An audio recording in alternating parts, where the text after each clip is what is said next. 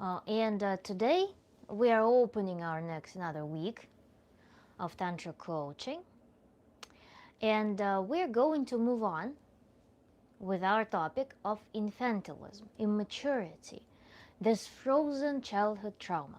And the topic today that I'm proposing is childhood trauma or life, which for clarity I kept it short in the title of this video. But if we were to elaborate on this term life in this juxtaposition, childhood trauma or life, then this word life means my own path, my own choices, my own responsibility, me having fun. And if you attended the latest stream of mine, we had the second column here, which was childishness. And childishness is where all of those attributes of a happy adult are located. I erased it because we had more illustrations in the previous stream, but you can go back and watch it. Hello Kiva, hello everyone who is joining. Today we're talking about childhood trauma or life, why they cannot necessarily coexist in most cases. And I would like to elaborate a little bit again on the infantilism. In this table I saved all of these things: inability, unwillingness to take responsibility, inability or unwillingness to manage emotions, and sexual immaturity. And I would like to give a little bit of examples here for a warm-up before we jump into our today's immediate topic. I took some notes earlier and what it means to actually struggle with responsibility, taking responsibility. Because again, it sounds like it's something bad. It's something almost derogatory when we call a person infantile, that they're unable to do something. But if we dig a little bit deeper, this is just an adaptation of previously a child to some unfavorable conditions. So effectively, we cannot blame, on the one hand, we cannot blame anyone for carrying dysfunctional behaviors into their adult life. At the same time, wouldn't it be nice if people who undergo certain trauma, childhood trauma, were actually able to step forward, recognize what was happening to them, and find a way out of that, to live better? Hello everyone who is joining. Today we're talking about childhood trauma or life. Let's put it on the whiteboard actually. So,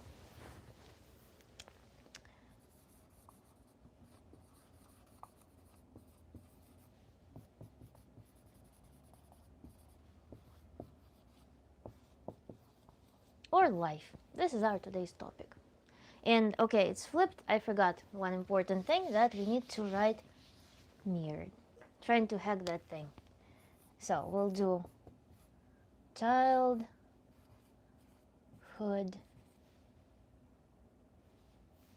is it right?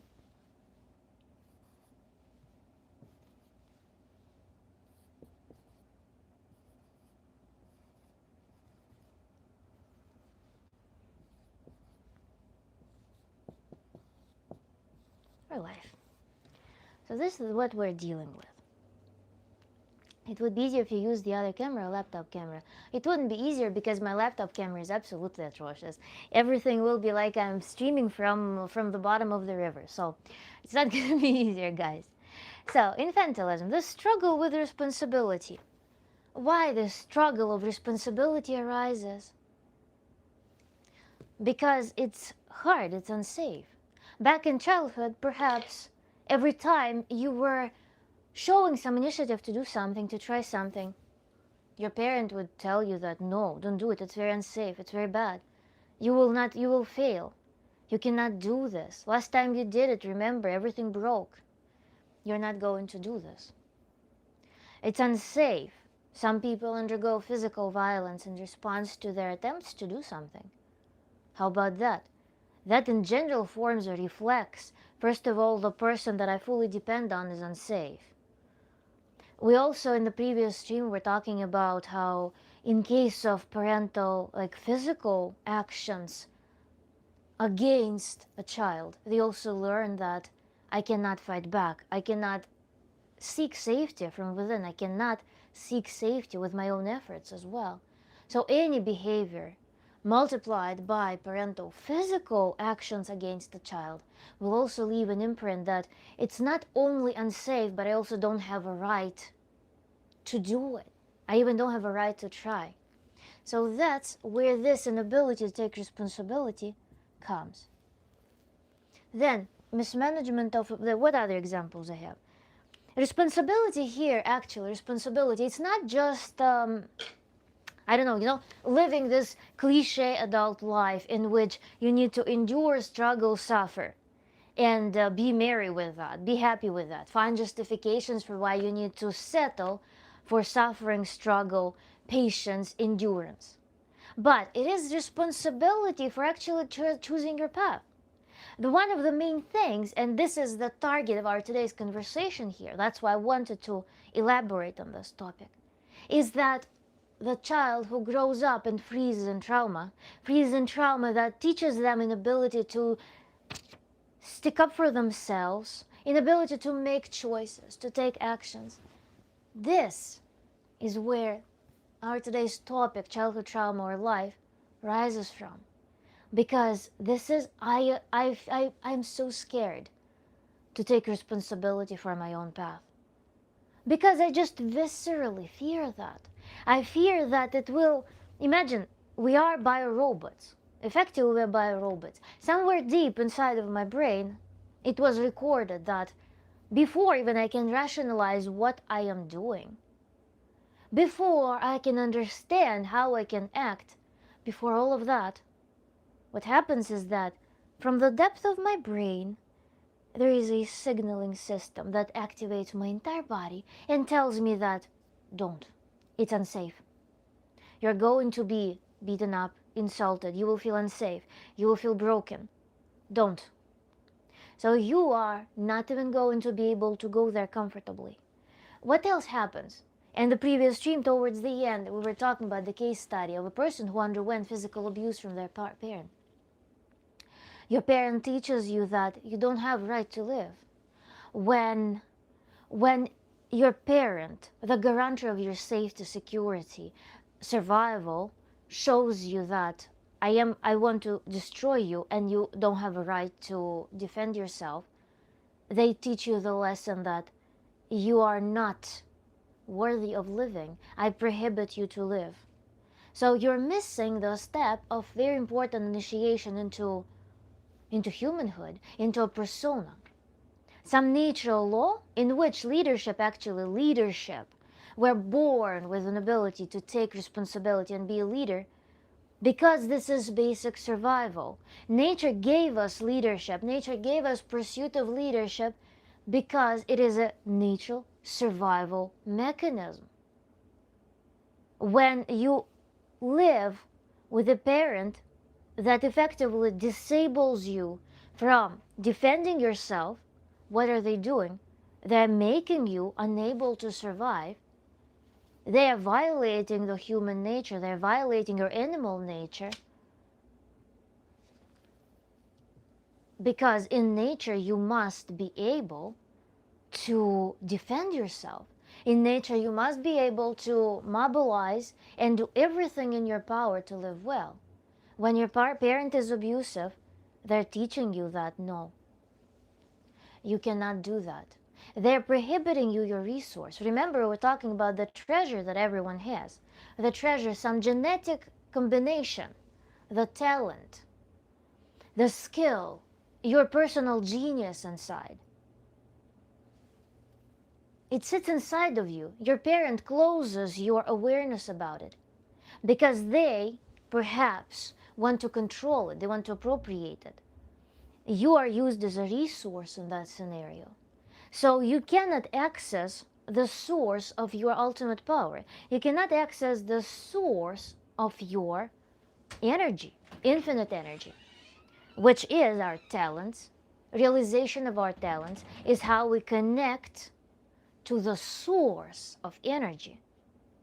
And everyone who is ever connected with their creative part, creative side, they know that secret that the moment you connect with your talents, the moment you start working in the realm that is fully aligned with your talents, interests, everything that nature granted you genetically, the moment you embrace that, you open the infinite flow of energy, in which time and energy become interchangeable.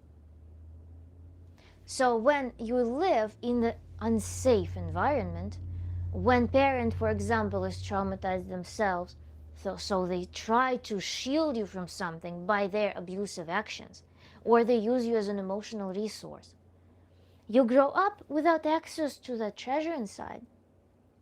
You're timid of that.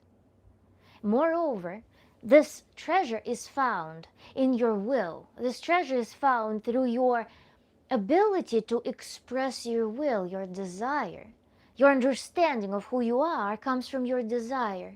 If you live in an unsafe environment in which parents are, for example, physically or verbally abusive, in which they constantly, to every expression of your desire, you receive the training that it is unsafe, you should not do this, you receive physical punishment, verbal punishment. Deep inside of your brain, you realize that I cannot exercise that. It's unsafe before you can rationalize it. So this is where childhood trauma becomes an antagonist of your life, because life is found when you're in full alignment with your genetic potential, with your talents, skills, inclinations that you can use to harvest resources. This is where your energy is found. But there's a barrier now. There's a physical barrier, signaling danger every time you try to access that. So what to do with that? How are we going to approach this work? Because indeed, a person with childhood trauma who struggles with an ability to take responsibility for their path will oftentimes have this complex of inability to make decisions, inability to take responsibility for their desired path and live life, be the maker of their life. And the third thing, inability to defend their boundaries. They're just this malleable piece that everyone can bite off. And they don't feel entitled to the right of saying no. They're not entitled to the right of protecting themselves from these intruders. They're unable to make decisions based on their own understanding of reality. And moreover, parents trained them to not be able to make decisions, to assess reality critically. Because what does unsafe childhood bring us? The unsafe childhood brings us the conditions of survival. And survival implies an immediate reaction. When we're in survival, we need to react immediately. Our entire body and mind are mobilized to react. Not to strategize, not to think, but to react. If you have an opportunity as an adult, for example, in more or less calm environment, you have an opportunity to strategize, to, for example, create a more functional long-term system. But that is going to be a result of work. Just coming out of a dysfunctional family without acknowledging that this problem exists, you are going to be living in those peaks. Was too painful, I reacted. Was too painful, I reacted. Was too painful, I reacted. And moreover, your tolerance for pain will be increased as well. So instead of acknowledging discomforts and taking care of them, improving your quality of life in a timely fashion, there also will be a trend of enduring, tolerating, until it is too late to ameliorate the situation. But this is when it's unavoidable to take some action, some productive action. And that is the translation of that pattern. React immediately, mobilize, live mobilized, mobilized, mobilized. Strategic lifestyle in which you can create a safer, more sustainable system implies us to be in a more relaxed state in which we can see not from the tunnel, but we can see the broad horizon, when we can access all of our possibilities, when we can think analytically, when we can use all our brain power for active processing of information. as opposed to pumping all of our energy through our animalistic defense system that activates fight or flight immediate responses. So this is the premise for today's talk: childhood trauma or life. Because how many people, all adults, in fact all adults, most of the adults are the product of their childhood trauma. And by seeing their life choices, by seeing their life outcomes, which usually are, by certain age, inability to feel alive, inability to recognize that this is my life, this is it, and be happy with that. Instead, people feel emptiness. Instead, people feel that they're living somebody else's life, that there's somebody else's project, that they don't understand what it is for. They get into some spiritual crisis trying to seek some answers through things that are extraterrestrial, hoping that maybe afterlife will bring some amusement park in which I will not have to endure all of this. And that crisis is a telltale sign that the people were riding this childhood trend, trauma trend, adaptation, that brought them to this point. Whose scenario were they living through? Whose life were they living through all these years? Why? For what?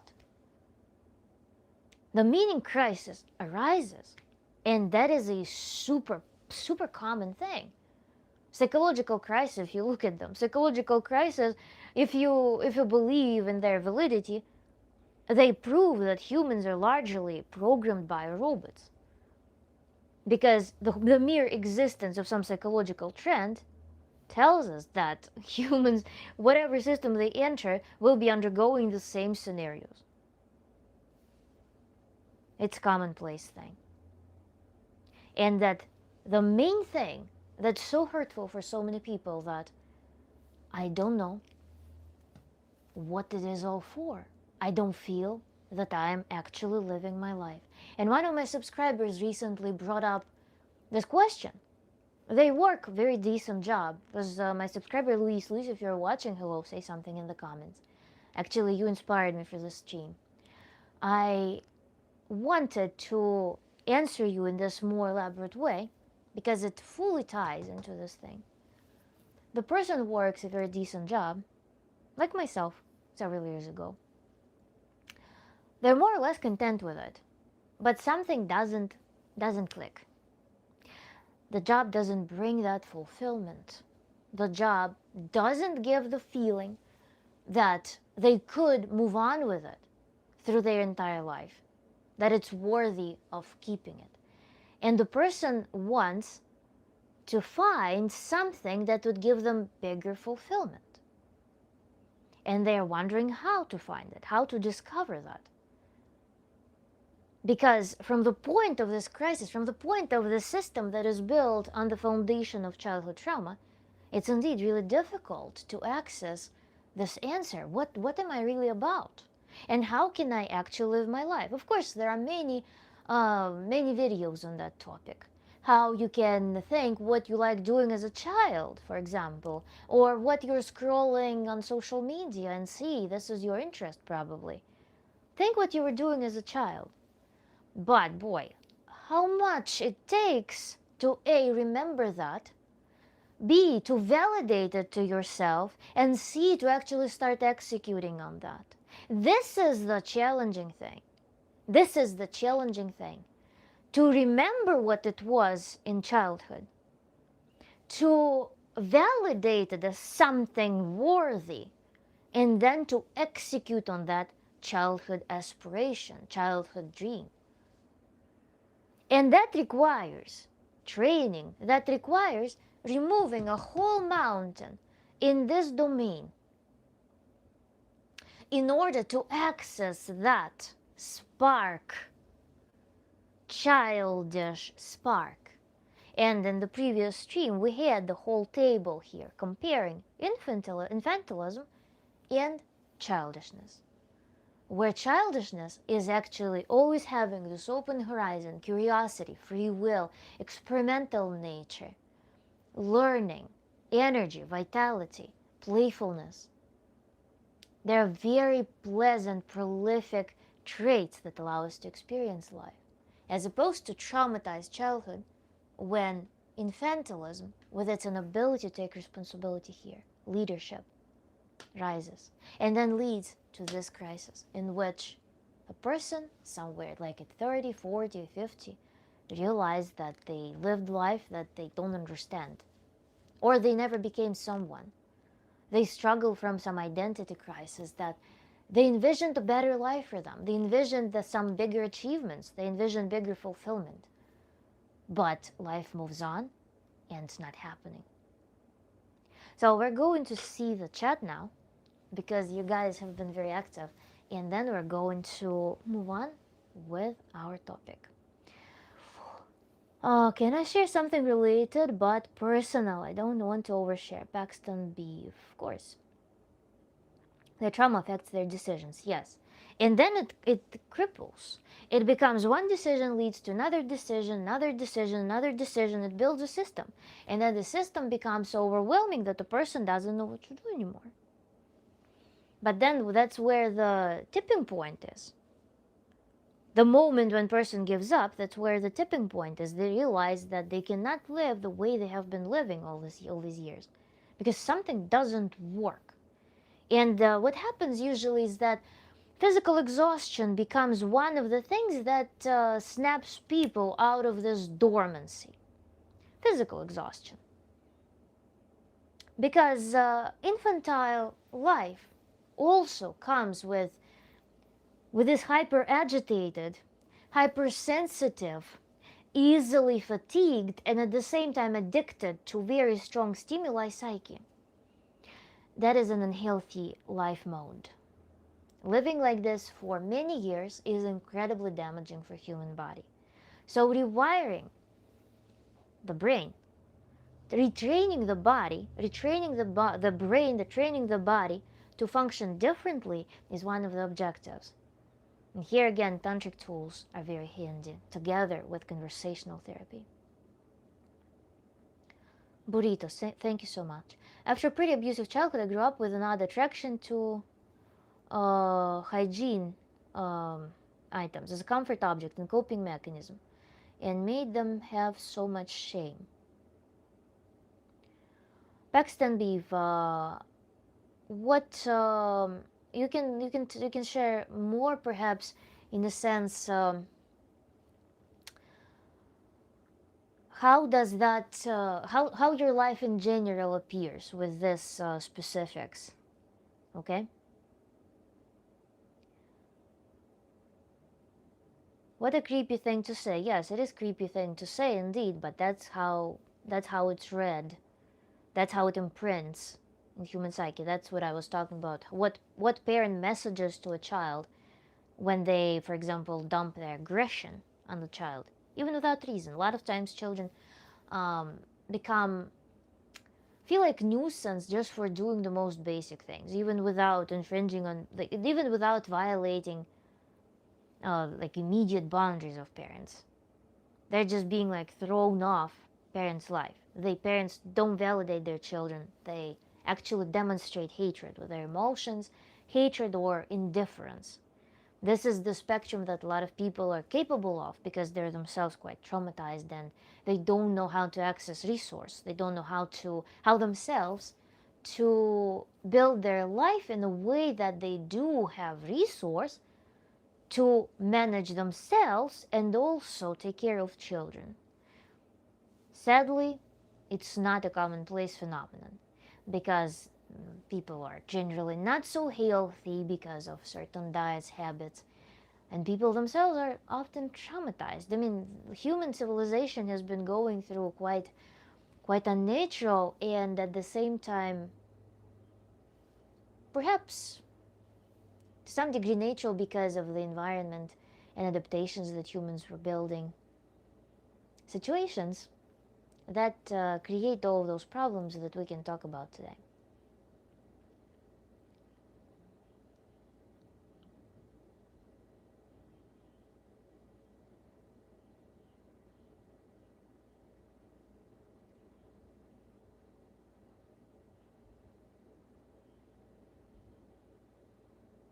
In relation to Dr. Ruth, no.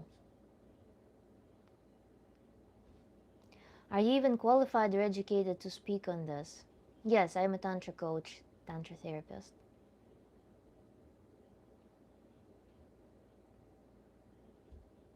Are you saying that growing up in less safe environment is better for humans to develop, not entirely unsafe, but a place where dangers are present, learning is needed to traverse safely?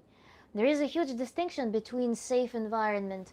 Imagine if you picture your parents as the sole provider of your safety and security, but your parents become the source of unsafety. That's the trap that psyche is being developed in.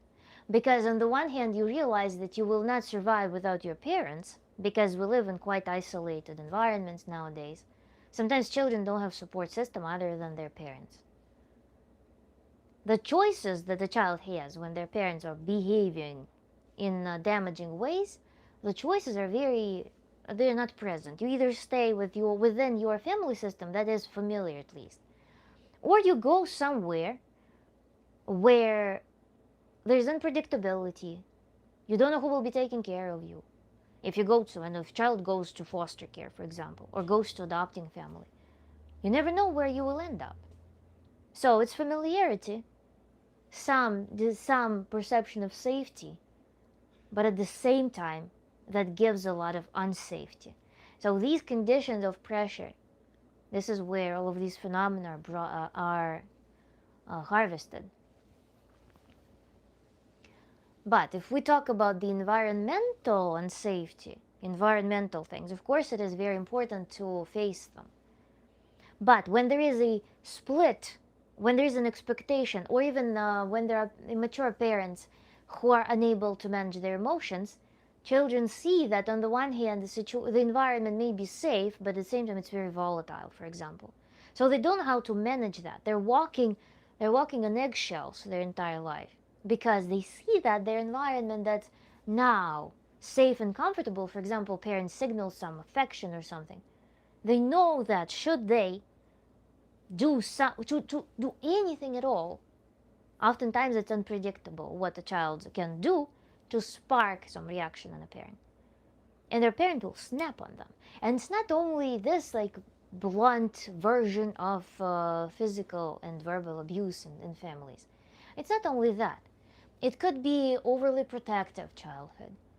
It could be in general the background, emotional background in the family being very electrified, where you may have some protection on your side, but you know that there is no predictability and no cause and effect. So you know that you can do just anything, or anything can happen, and the system will go out of alignment. Because some environmental things, people in general, to seek safety, they build communities, they build shelter. They try to design life such that they have predictable source of food, such that they have skill set to survive. This is reasonable, strategic behavior against something bigger and spontaneous. But when there's something bigger and spontaneous, but at the same time inside of the family, inside of the community, inside of the family system, this dependency is unsafe, it creates incredibly unsafe perception of the world. That not only we are collectively facing some spontaneity in the outer world, we're also facing some spontaneity and an ability to manage inside of our community. So what to do, what to fall back on?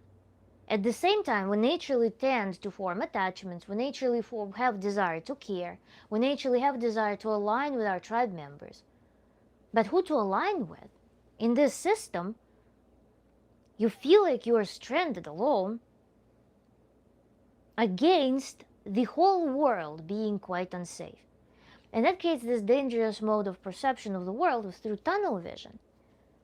When we fixate on something, when we hide from these environments in some, almost delirium, imaginary worlds, when children's psyche starts going into the world of imagination, or they close out, they gradually reduce their range, their emotional range, in order to be like expressive emotional range, in order to avoid any possibility of sparking anything. Self-expression is what's being suppressed in these scenarios, because it is unsafe to express yourself. You're laughing, your parent can judge you for laughing. Your parent can judge you for singing. Your parent can judge you for walking. Your parent can judge you for saying something or asking something. And they show that gradually it builds into the thing that I want you to not exist. That's what it communicates gradually. Especially if there is actual violence, especially if there is any like verbal cues that tell a child that I would prefer you to not exist. I don't manage. My life became so much worse when you were born. And they show it with attitude that their life is so much worse. Their life is so unbearable because of that child.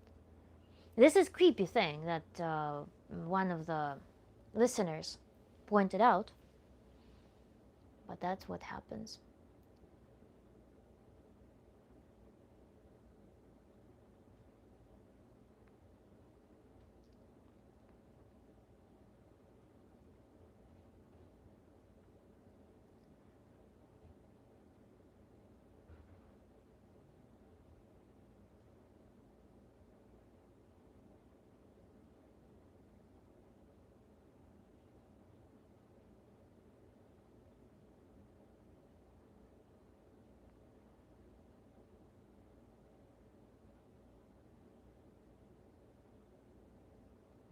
Life's about converting pain, she said, not necessarily the gray tone.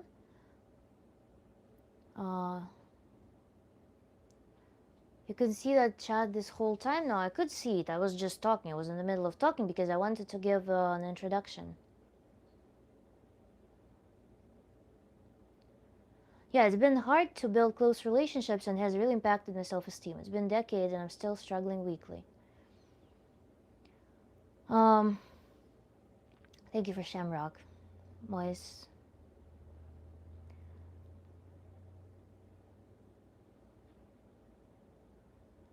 Kiva, Brace. um, Jan, how much do you charge for your services? All information is on my website, rawformoflife.com. I have Tantra coaching. I have also consultations for people who are quitting veganism. It's one of my specialties. And some random chit chat also is one of my services because it's something interesting for people. So go on my website and see all the relevant prices.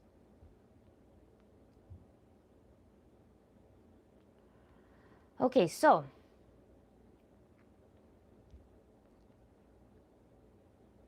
is she trying to demasculate men? You gotta be tough to survive in this world. Only protect kids, women, animals, grow a pair, guys. Call 007. I don't know what you're talking about because there's no demasculization, there is liberation. What I'm talking about, the main focus of my work is liberation, because if we look at this topic, childhood trauma versus life, life is where we have freedom, where we maximize our freedom, where we can use our resources, talents, live in closest proximity to our genetic maximum, with all of our gifts and talents being brought to our awareness, exercised. When we take our temperament, when we take again our genetic inclinations, our psychological structure, and we reinforce it and we use it in functional fashion, how is it demasculinization?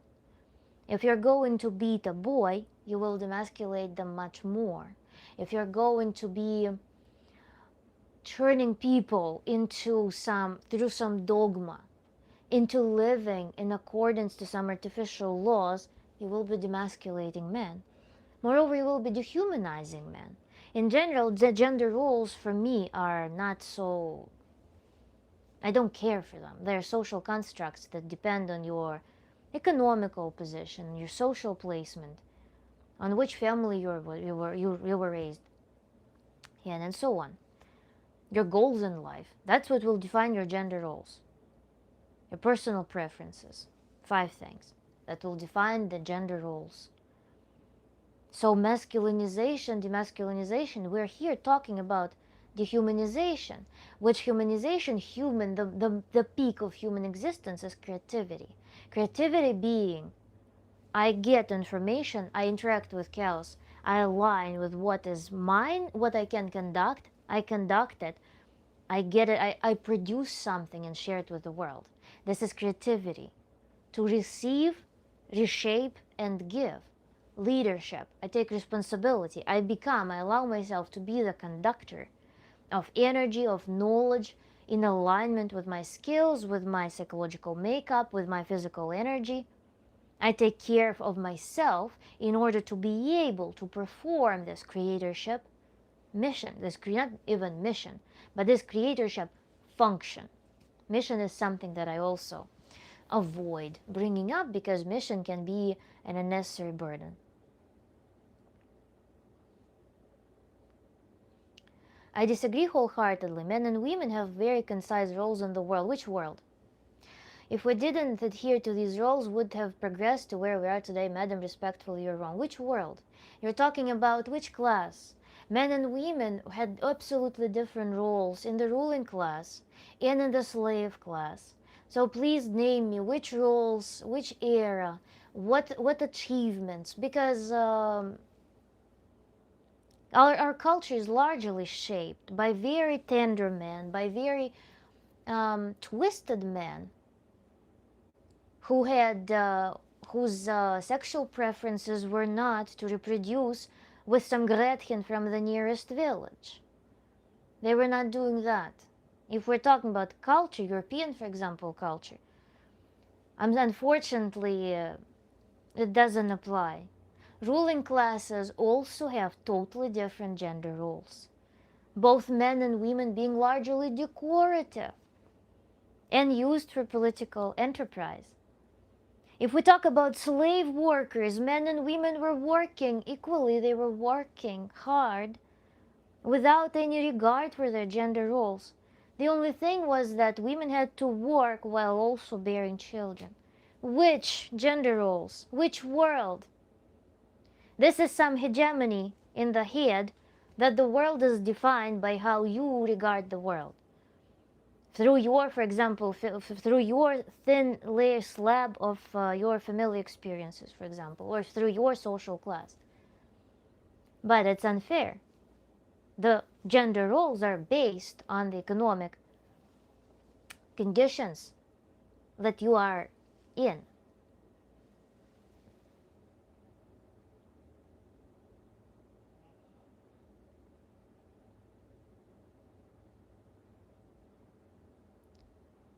Would your services be helpful for discussing childhood trauma and the resulting obsession? I looked on your website, just curious what you think. Yeah, because your obsession, any obsession in general, it doesn't matter to me necessarily. Fundamentally, it doesn't matter what obsession it is. Obsession has a function. What function does this obsession play is the target of our work. Because it can be anything, from fandom to any fetishism, to diet obsession, to anything. It doesn't matter. We need to find the function, because whatever it is, the object, whatever you're holding on to, it may have some symbolic role. But you will not get rid of it unless you find something. Either you will get rid of the function that it needs to play. For example, imagine you have hole in your floor. Like you live in your apartment, there's like see-through hole in the floor. You put a piece of linoleum or piece of paper, or piece of cardboard there to cover that hole. You're like, I want to get rid of this piece of cardboard that's sitting there. I'm like, can we remove this hole in the floor first, permanently, such that you don't need to deal with that piece of cardboard that's laying on it? So we need to figure out what's beneath that, how it started, and if you remove that, what is the void? What the void constitutes then? Blue Ridger, where you stumbled into the live stream of a Tantra coach, Tantra therapist, in which we have topic today, childhood trauma or life. how to move on from childhood trauma, how to stop, for example, weaponizing childhood trauma against yourself and start living your life inspired by the midlife crisis that a lot of people actually experience.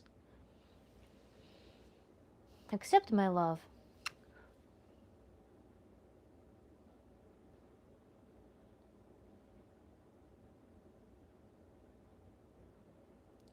I think the patriarchy needs to be enforced. If you want to, go ahead. You can think anything you want. Social media in general, sometimes I think it's such an important vent for a lot of people. Social media is there for people to express their opinions, to express their will without any outcomes.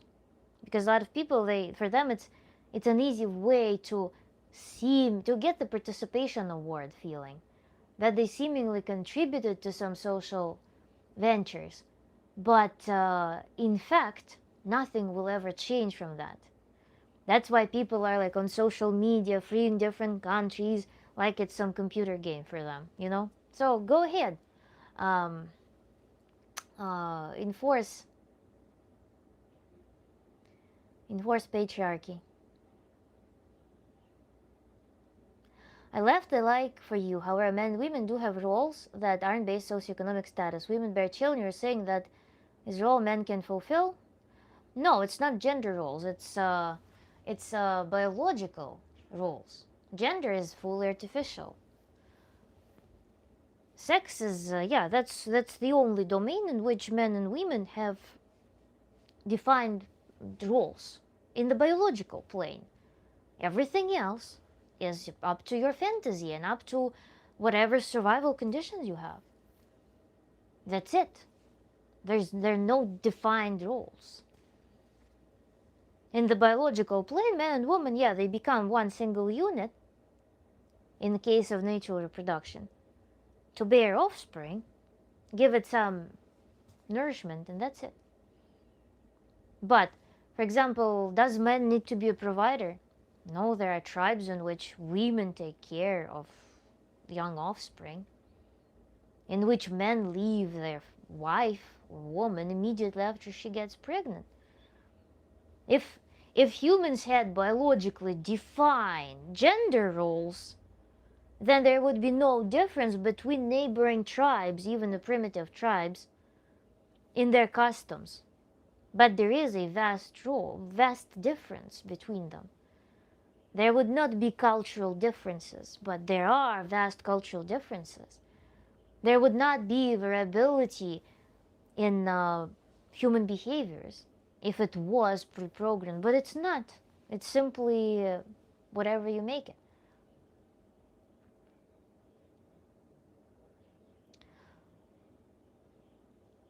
What's a childhood? Childhood is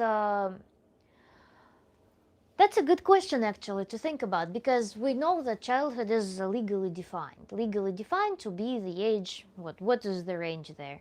Let's say that childhood is ultimately till the age of 21. At 21 is when a child matures enough to have full spectrum of legal rights and doesn't need any custody over them, doesn't need any caretaker, doesn't need any legal representative. So at 21, child enters the adult world in which they are responsible for all of their decisions and are capable to interface with the system as an individual. So this is what it is in the United States on paper. Everything else, if we look at some, for example, Indian villages, some African villages where they sell children, where they just let children roam free, survive. Children, indeed, they can survive on the streets. They can find some food for themselves after a certain age, of course, after their ego has formed. So at the age of 3, their ego starts blossoming. They start having concept of self. And that's when their ego awakens. This is when they enter the new developmental leap in which they can express their will. Until the age of 3, perhaps, the child can hardly establish that. So they require caretaker more than they do later in life. But the childhood in the modern world, with all the limitations and how a child can interact with the system, is when a child depends on the provider because they're not employable. Because whatever, again, socioeconomic reality brought to us. But it's really difficult indeed to establish the correct boundary for when the childhood ends and something else begins. Because humans are incredibly adaptable.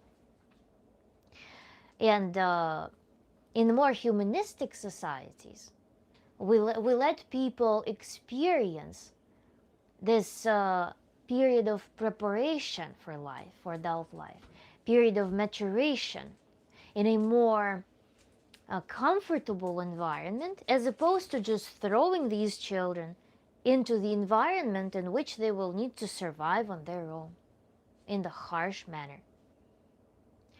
And I think that actually just throwing them into survival on the one hand can perhaps lead to better flexibility of the psyche. On the other hand,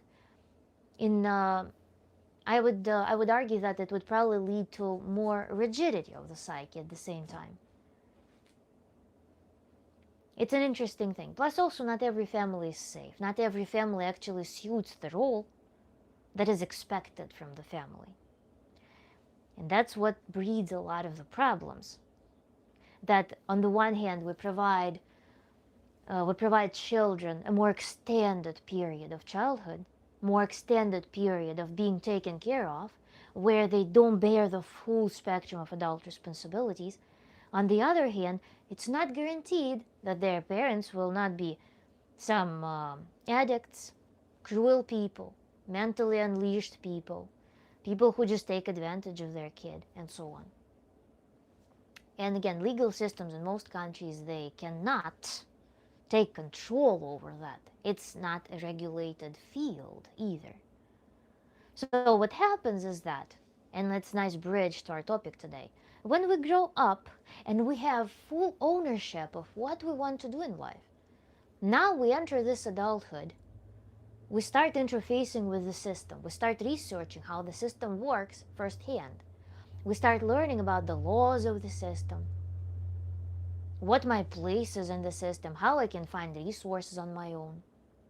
That's where everyone will be presented a choice to hold on to this, or to find a way to this, to do this, to live. Because it may be that in that family that failed for a variety of reasons, failed to provide a good foundation for the child, failed to provide conditions to see the child, to see them as a persona. No, it just didn't work. It didn't work. It's a given. In that scenario, there could be a temptation that puts a person in this vicious cycle that I will get it from my parents. I will do everything to keep getting that, what I want from my parents. When in reality, this person will be fighting for the treasure that sits inside, and that only them can see, validate, claim, and start exercising. Remember, we started with that. The childhood dream, the activities that I would want to embrace, the life that I would want to live. Very nice. Remember, even if you remember about them from your childhood, what you were when you were little. What you were when you were innocent and when you didn't know the restrictions, when you didn't know the prohibition to be yourself. You may remember how to validate it. For 20 years you were exercising that it's something bad. It's inferior. Nobody needs it. Nobody wants it. You've been learning that, but that's your treasure. How to unlearn that?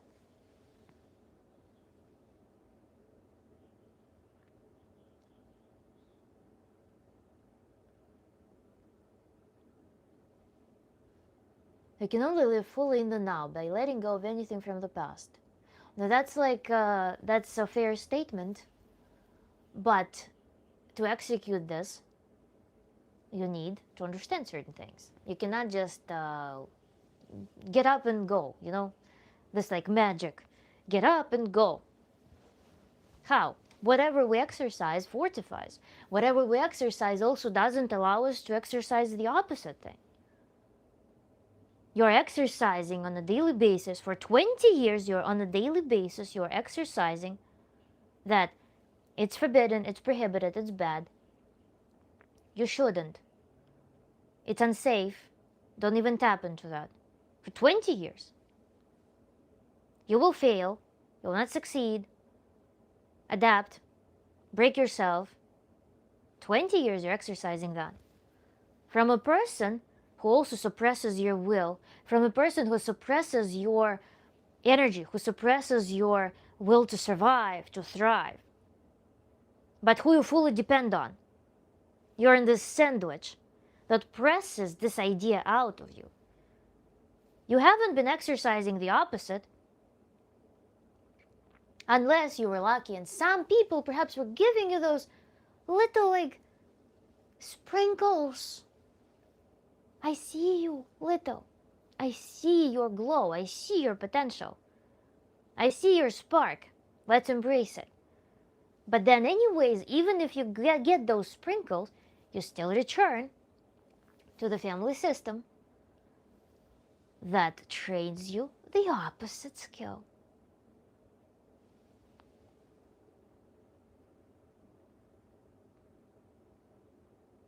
How is gender artificial? Well, sex is not artificial. Gender is artificial.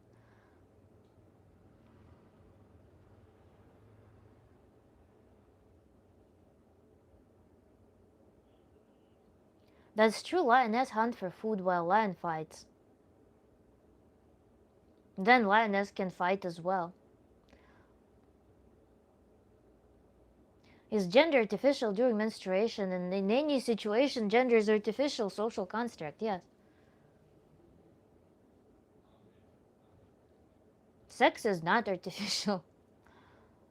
Menstruation is a biological life of the body. Menstruation is not socioeconomic life of the body. Menstruation doesn't imply any roles. Menstruation doesn't impose any behavioral rules.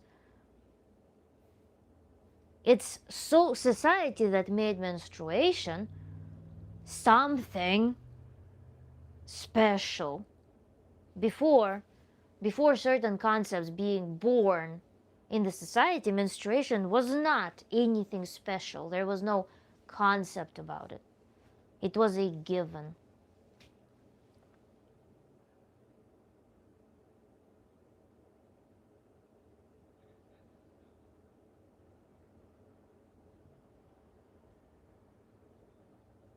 What we're learning today from childhood trauma to life, or the choice between living in the domain of childhood trauma or to actually embracing your life.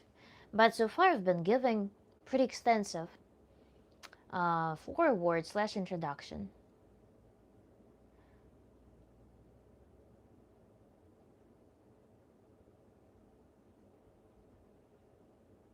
I love your energy and your vibe. Thank you so much, Will.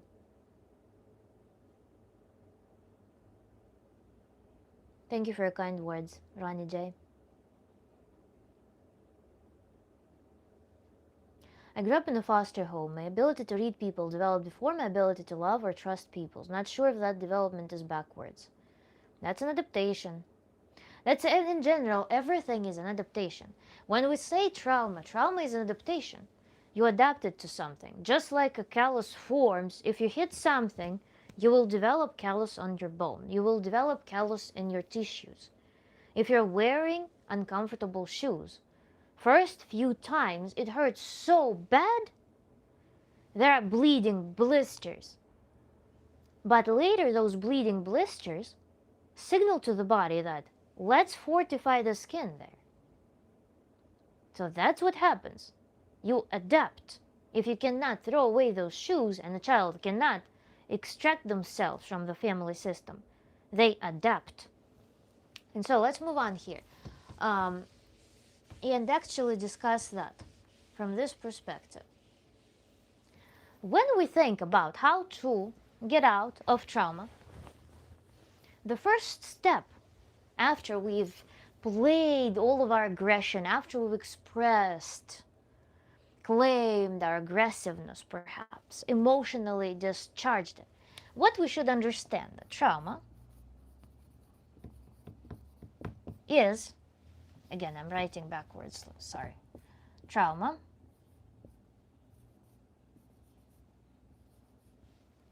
is adaptation.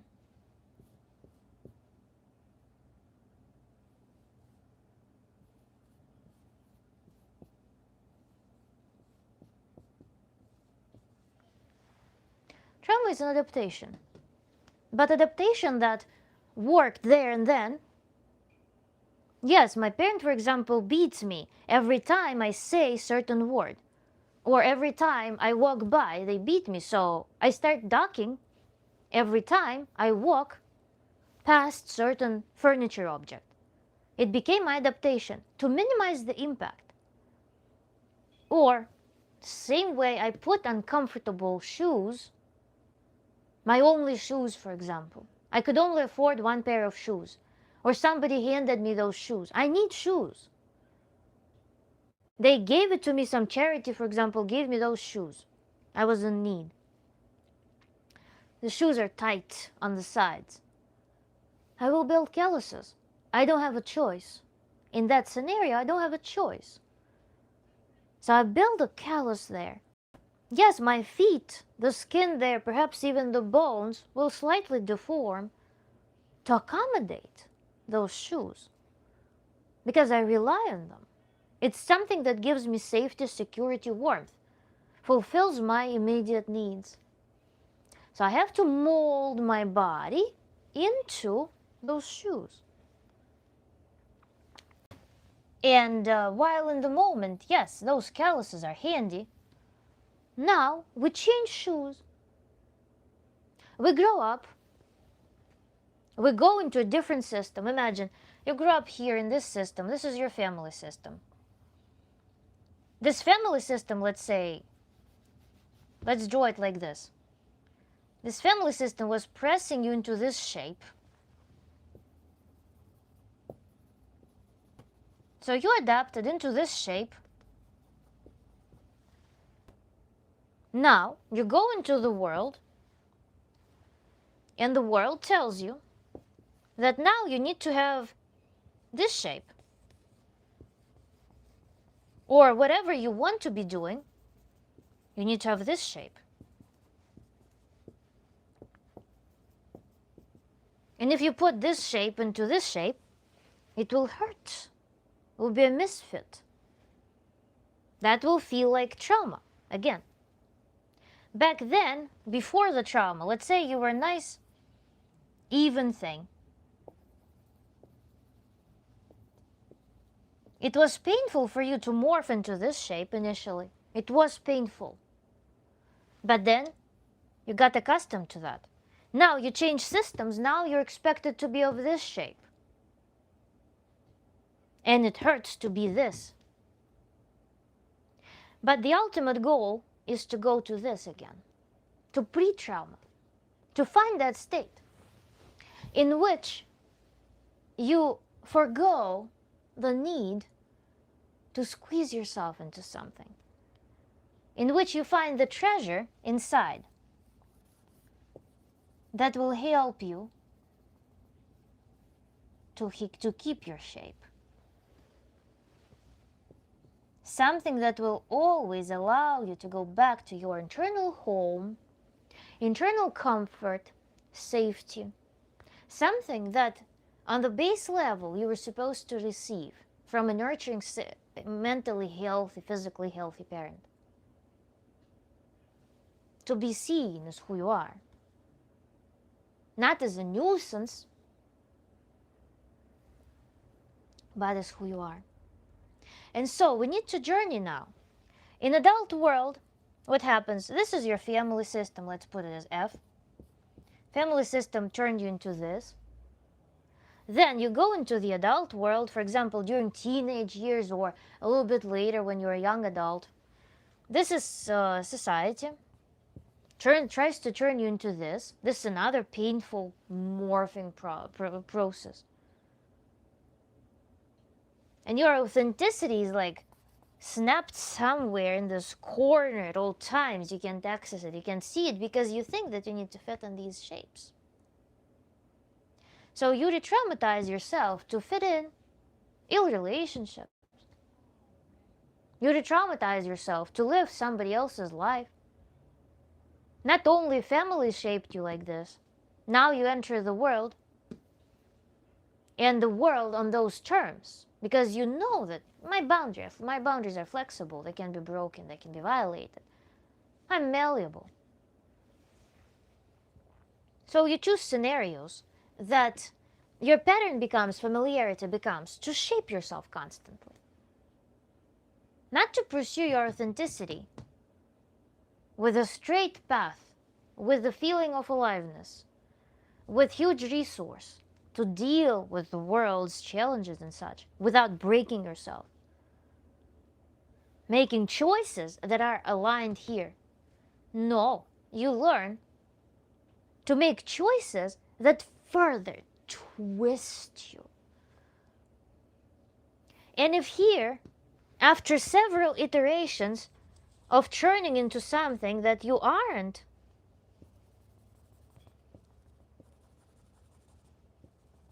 if you don't realize that this is a very unsustainable path, this is where your body, after several years, will say, stop.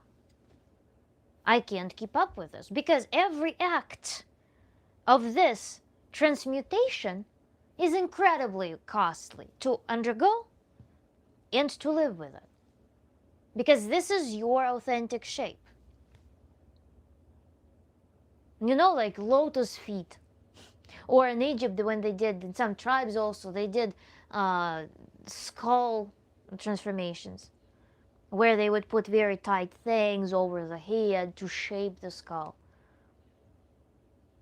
Or where in France, actually, they were taking babies out of mothers, impoverished mothers, and they would put them in some, or was it in some China, somewhere basically, not in some recent human history.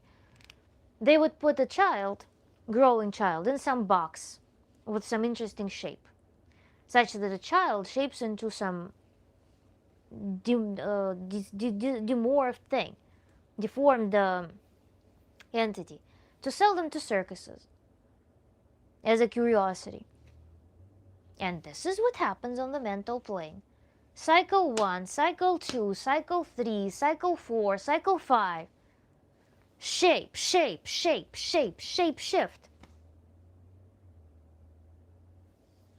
Hurts the body. The body starts screaming, so the alarm system starts working that. There is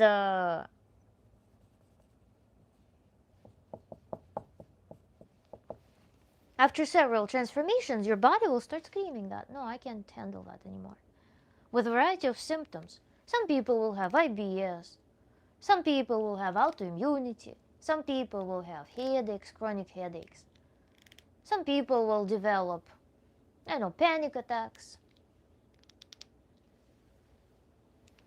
Some people will be developing addictions because they can't manage. They don't have resources here. The resource is not accessed in any of these. The resource is not accessed, so there is no internal support, there's no internal resource at that point. And the body runs off of some reserves. Hormonal issues, welcome. Hormonal system, perhaps EDs begin, addictions, autoimmunity. Perhaps even some mutations begin. The body launches the processes of self-annihilation. It cannot thrive. It spends most of its resource to retain this shape, not suitable shape. So what do we need to do? Once you adapted to unfavorable conditions, and you think the familiarity, the trap, where is the trap? You think that You adapted to unfamiliar, to bad, shitty conditions. And the familiarity is not in your skill to adapt, but familiarity becomes adapting to shitty conditions. That's where the trap is. You don't focus usually on the fact that you can adapt and heal through that. You focus on the fact that you adapt to shitty conditions, so you will keep adapting to shitty conditions. That's why you pursue this. Because you know there's this glorified thing also in society that how strong of you, amazing. You're such a strong person. You're such a David Goggins, David Goggins of your life. Amazing.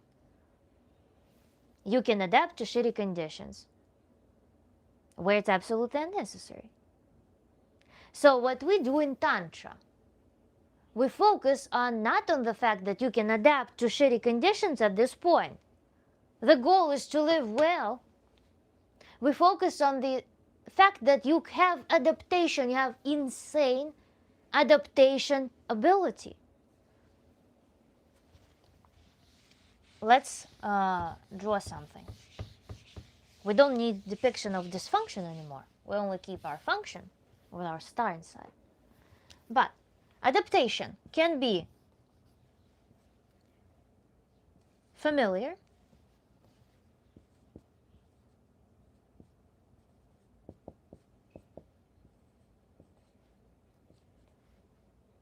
and that is adapting to crap.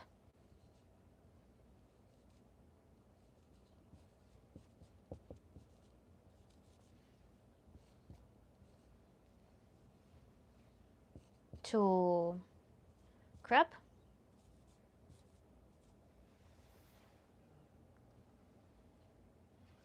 And we can have adaptation that is unfamiliar.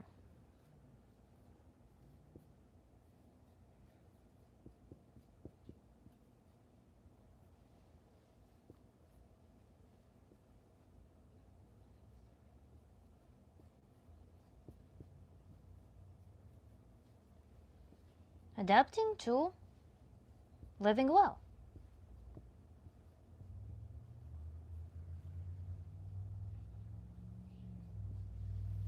So this is where novelty comes into place. You know that you can adapt to crap. It's your comfort zone. Yes, it's a very bad comfort zone to be in. But this is your comfort zone. So the escape from the comfort zone is to actually start adapting to living well.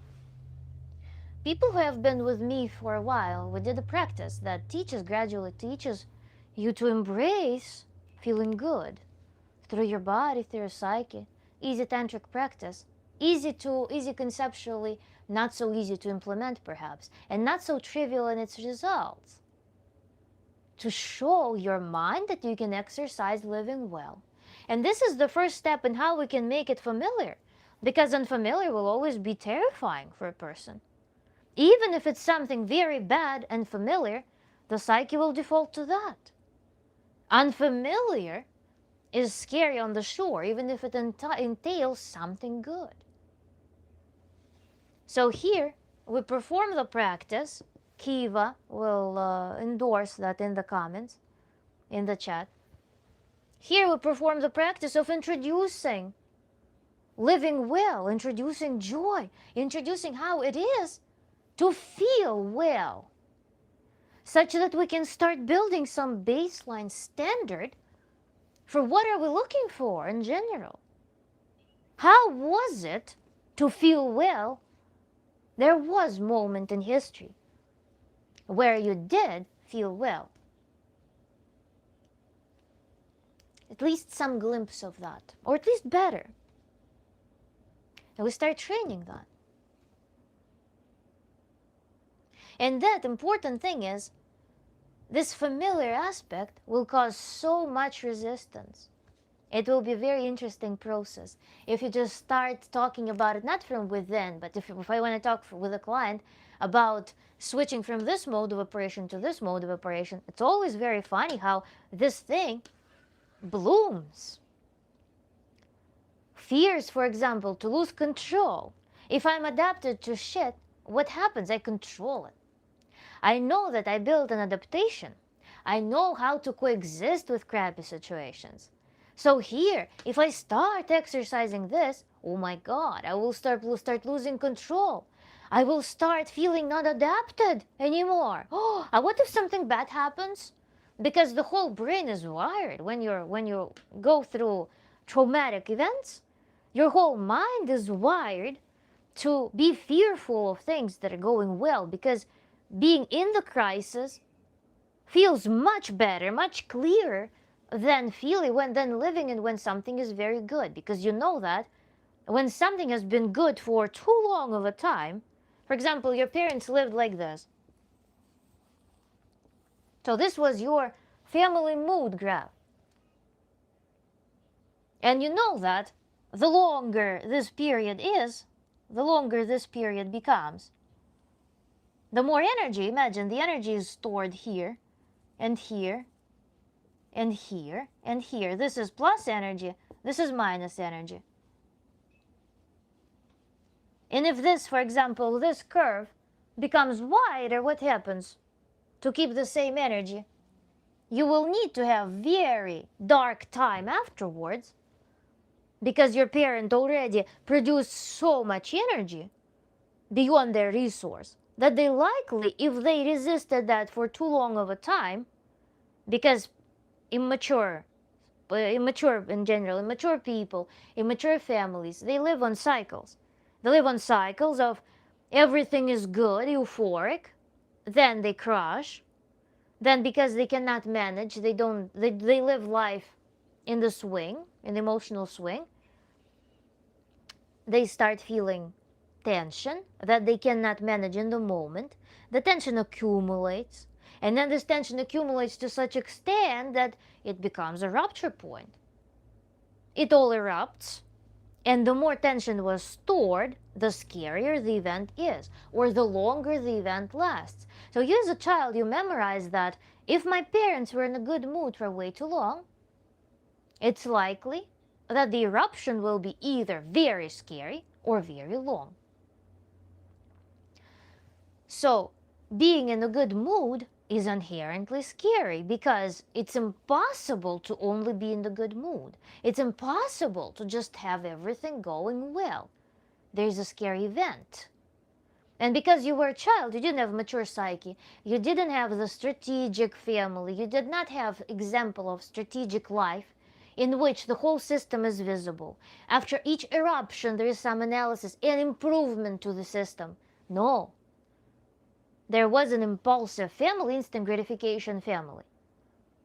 So you learn that the cycle is inevitable. You know that the cycle will repeat itself. That's what sits in your mind. That is why you cannot comprehend the situation in which multiple emotions can coexist. How can you relax on a stressful day? Unfathomable. How can you enjoy something, for example, after having a stressful day at work?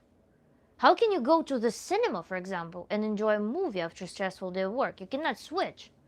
It drags. It defines you. Those emotional events become defining. They drag. And if you allow yourself joy, and there's a lot of folk about it as well, in Russian culture, for example, there's a lot of folk that says that today's laughter is tomorrow's tears. That's literally what's being said. Absolutely ridding a person, creating anxiety of feeling good, creating anxiety of encountering good emotions, and also programming a person to, in general, fear difficulties. The other side of it is that when a person is so emotionally exhausted, what happens is that they feel joy, then they expect that there will be something stressful.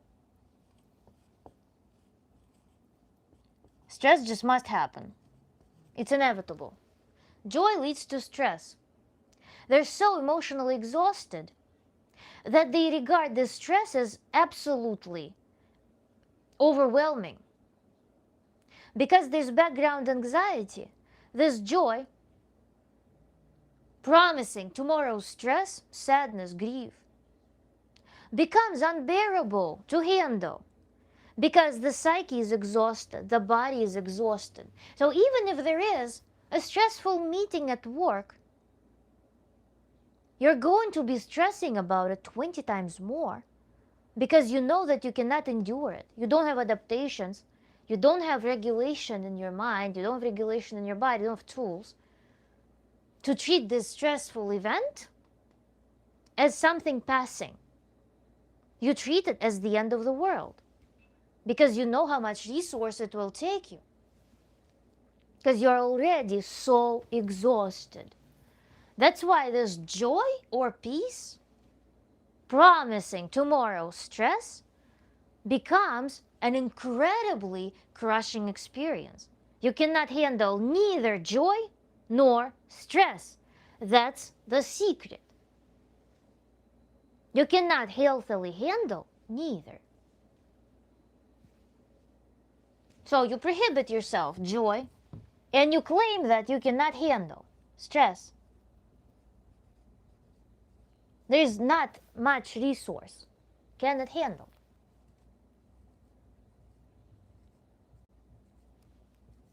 It's not that you are just afraid of difficulties. No, it's just because difficulties appear to you as something vast. Like for one person who lives in a more strategic, more peaceful, more regulated fashion, who is physically, mentally healthy and has core, has connection with their resource, can always default to their internal home, a stressful event is an invitation to perform perhaps emotional hygiene, recalibrate, and move on. Make conclusions, analyze, and move on. Improve the system.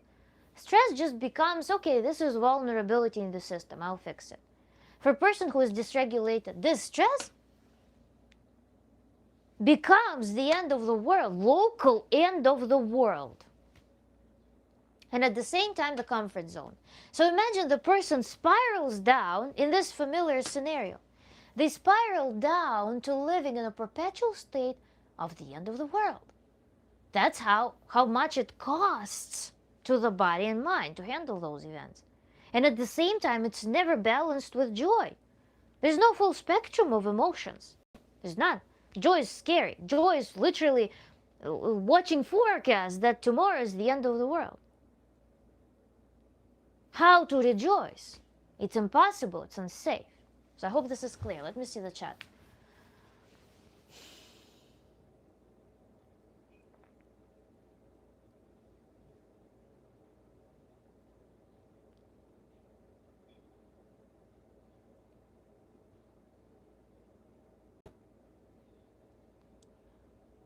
Unhealed parents bring idiots into this world. Not always. Not always. There is a huge variability in brain development, genetic variability, so it's impossible to say. Sometimes unhealed parents bring geniuses. But again, it's a task. It's a huge task for the person. If they want to embrace their genius, they have to do something with that. Because, yes, the adaptations that they will develop will be on the way of their treasure, and how to access it, we need some tricks.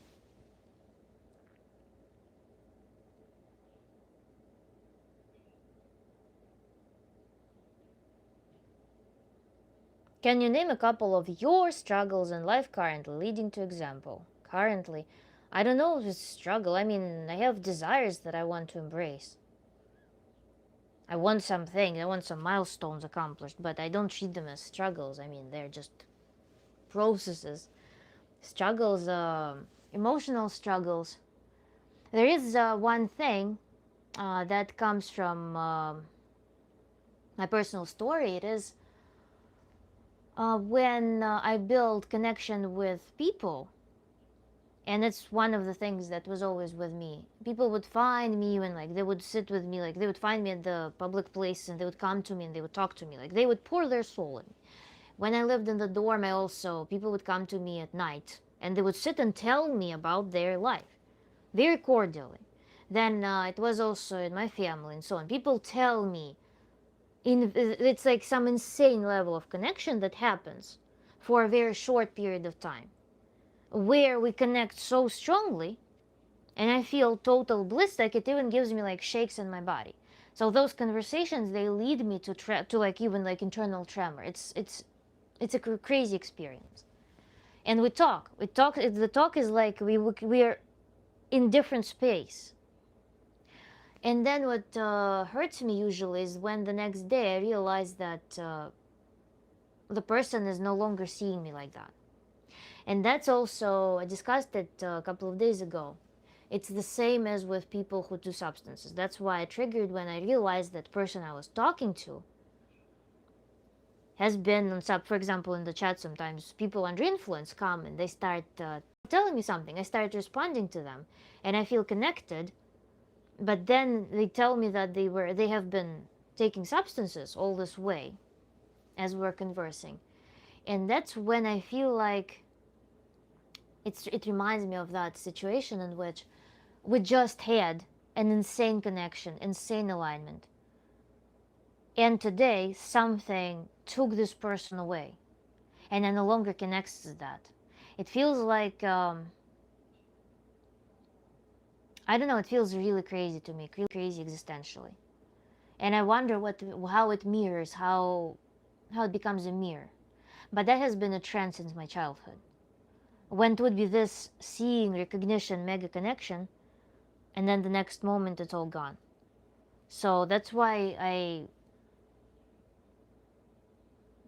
guess I turned into my profession, because I wanted to create a controllable space without any expectations, with just fair exchange in which I can have this type of interaction and have pre-designed expectation that this is a regulated system, that this system is our service interaction, as opposed to me expecting that I will be communicating with the whole world on these terms and then feeling remorseful about something. I know that I have that skill. I know I have a skill of talking into the soul. I don't know, talking into this deep plane. But at the same time, because it resonates, the consequences of that resonate with some of my trauma, where I was fed this experience only sporadically. Because of that, I wanted to create a controllable space in which I myself design expectation for this interaction. So it's not a struggle, it's something that I'm building awareness for. And there are some morally ethical, not morally ethical, rather, I don't know, some things that I started deriving based on analyzing certain like YouTube psychologists and stuff who talk about certain norm, especially with narcissism. Narcissism, I think, has been demonized so much, but the phenomenon of narcissism has been incredibly interesting to me because it opens the world of living beyond feelings, kind of above feelings, being able to see feelings, analyze them. And I've gone through some experiences in life in which I got detached from my feelings because I couldn't handle them at some point in life. Because everything kind of converged in my life, like with 2020 events, with my personal like career crisis, myself in general, self-realization crisis, then with just crisis of immigration, because it was several years into my immigration, my ideas about my future and so on. Everything came in this blob and hit me hard to the extent that I was not able to endure certain feelings. And then I started working on that, and I started analyzing, and recently I've been analyzing this whole thing. When you connect with your creatorship, is it possible to operate in general in the fashion that modern psychology, normalizing psychology especially, treats as some norm? Because can you be actively empathetic in your real life? I'm not talking about the profession. I'm not talking about helping others. But just like on a daily basis, you become so selective in what you interact with and what you don't interact with, because you are driven by something bigger, you're driven by this thing,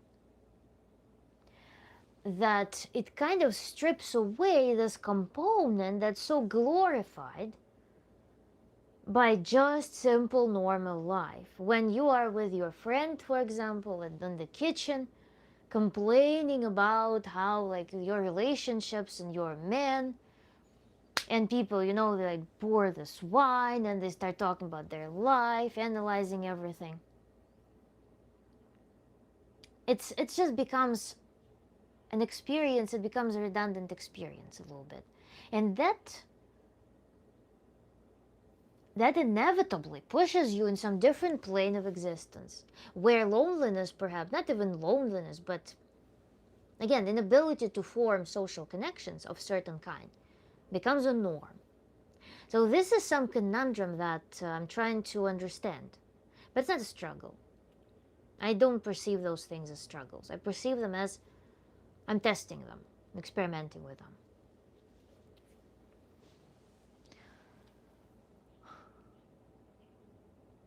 My uncle threw me to the ground to stop me from going to school for no reason. Is that trauma or childhood? Trauma of childhood.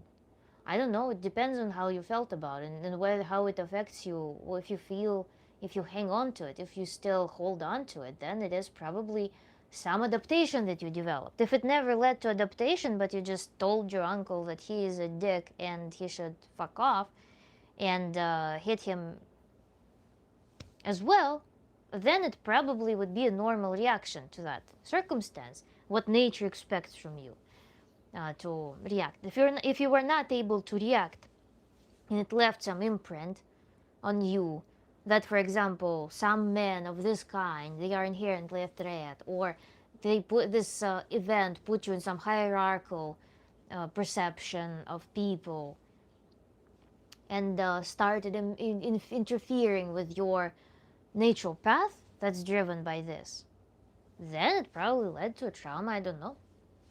It's up to you. It's up to you to think about it.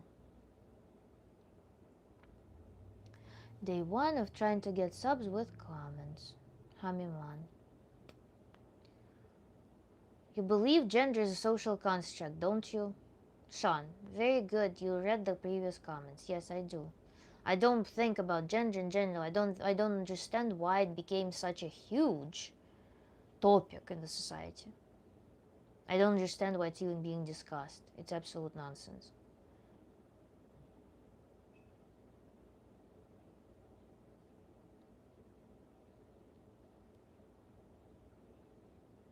Social constructs can be more or less abstract. The social construct of gender is not arbitrary and it totally steeped in the reality of sex distinction. Listen to me again, I already elaborated on that. If you're interested. Maybe you are very happy to live with this understanding of things.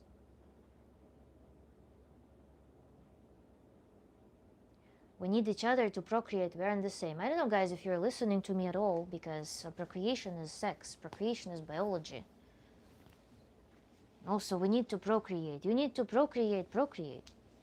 You know exactly what to do to procreate. It's not what I'm about. I mean, procreation, my dog can procreate, any, like, bug can procreate. Procreation is not the task for an intelligent mind.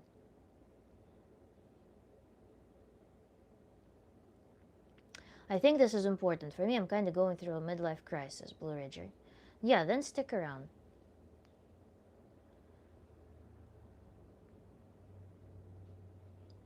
I agree, things based on gender are fully social constructs, even when people bring up metrics and numbers. The thing is that nobody has met even 1% of the human population enough to know what every girl or guy will do. These are all incredible personalized decisions, not gender-based ones.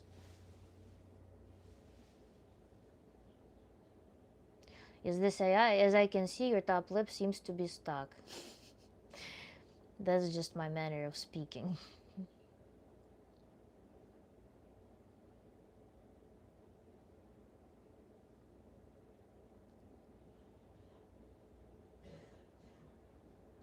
Ro doesn't engage with her audience.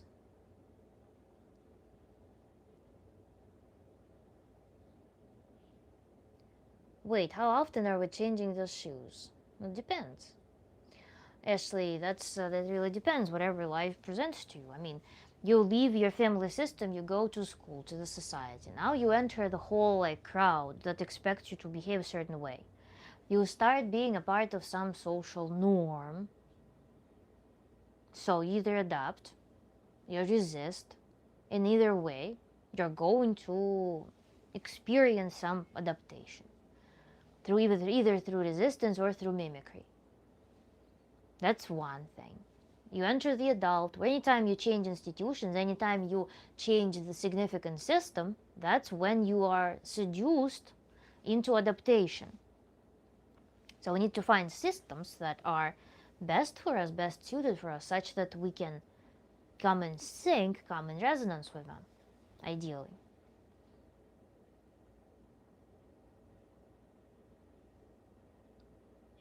JFK, you're my favorite trans streamer. Congratulations. Thank you, JFK. I am transatlantic and trans professional.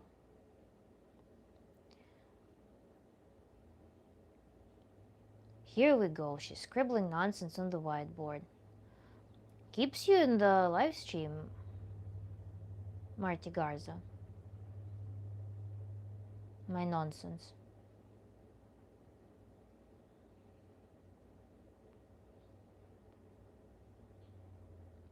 Thank you so much, Pablo, for your support. Really appreciate it.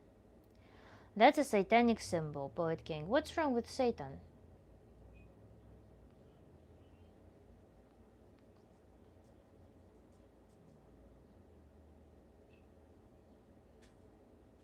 Poet King, we probably could talk for hours.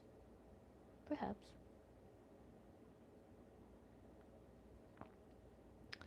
Poet King, she's the one talking, there's zero exchange of ideas here. Marty Garza. Leave the chat. I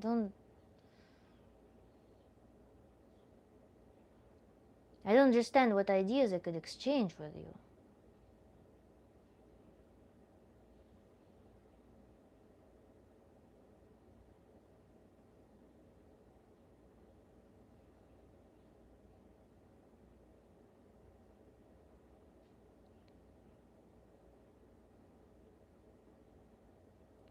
What are you teaching? I am a Tantra coach, Tantra therapist. Let's go closer to the...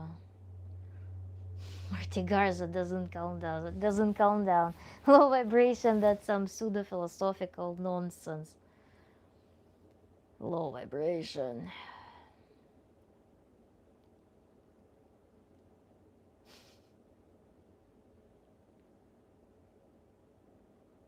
I wonder if Marty Garza kept going. Thank you so much, Marty Garza. You are such a supporter of this live stream. Thank you for supporting low vibrations, I guess. So, let's see. So much stuff.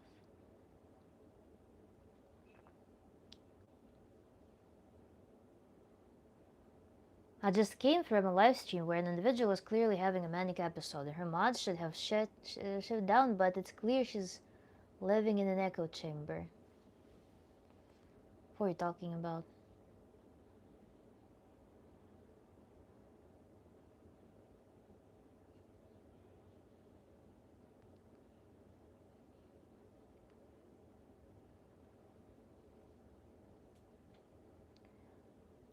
Would you say that you have an uncontrollable need to connect with people on a deeper level and to be viewed as someone who understands the origins of their struggles? If yes, how to overcome this need? I don't know how to describe it. It's not to understand the struggles. It's not about that. It's just connection with people without mask. It's just purest connection. Because we largely communicate through concepts about each other. But the purest connection is when you can be just fully honest with each other, when you can be fully authentic, relaxed, and just radiate yourself. That's what I experience in those moments, and that's a very beautiful thing. That's that paradise, I don't know, the Garden of Eden state of communication. And I have that in my personal circle, very small personal circle. But I got those ecstatic experiences talking to other people as well, without the noise, without the when people talk their truth, because a lot of times we have psychological defenses, and even a lot of times, again, people just turn themselves and twist themselves into something for benefits, for example, for exchange with the system, for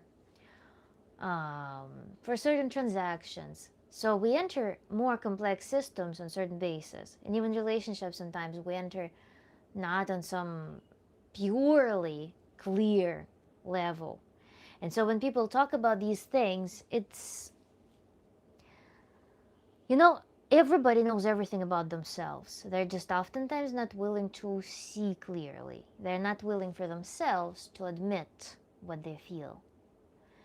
And in those moments, you kind of access each other mutually. You access those spheres on which you feel exactly what you know about yourself. You connect with that fully. It's the moment of radical authenticity on both ends. It's when the radiance of a person shows up the most. And that's a super beautiful experience. When you see this mutual inspiration, calmness, awareness, this radiance. I don't know. It all can boil down to radiance. And those moments, yeah, they're very ultra beautiful. But then again, the thing also, actually, in Tantra, when we live the Tantric way, we're accessing the sphere of our life. We create life in which we don't need to be in conflict. We don't need to be in some special mood. We don't need to be in some special environment to access our most authentic self. We build life that is from within our authentic self. And that's how our system altogether becomes this radiant space.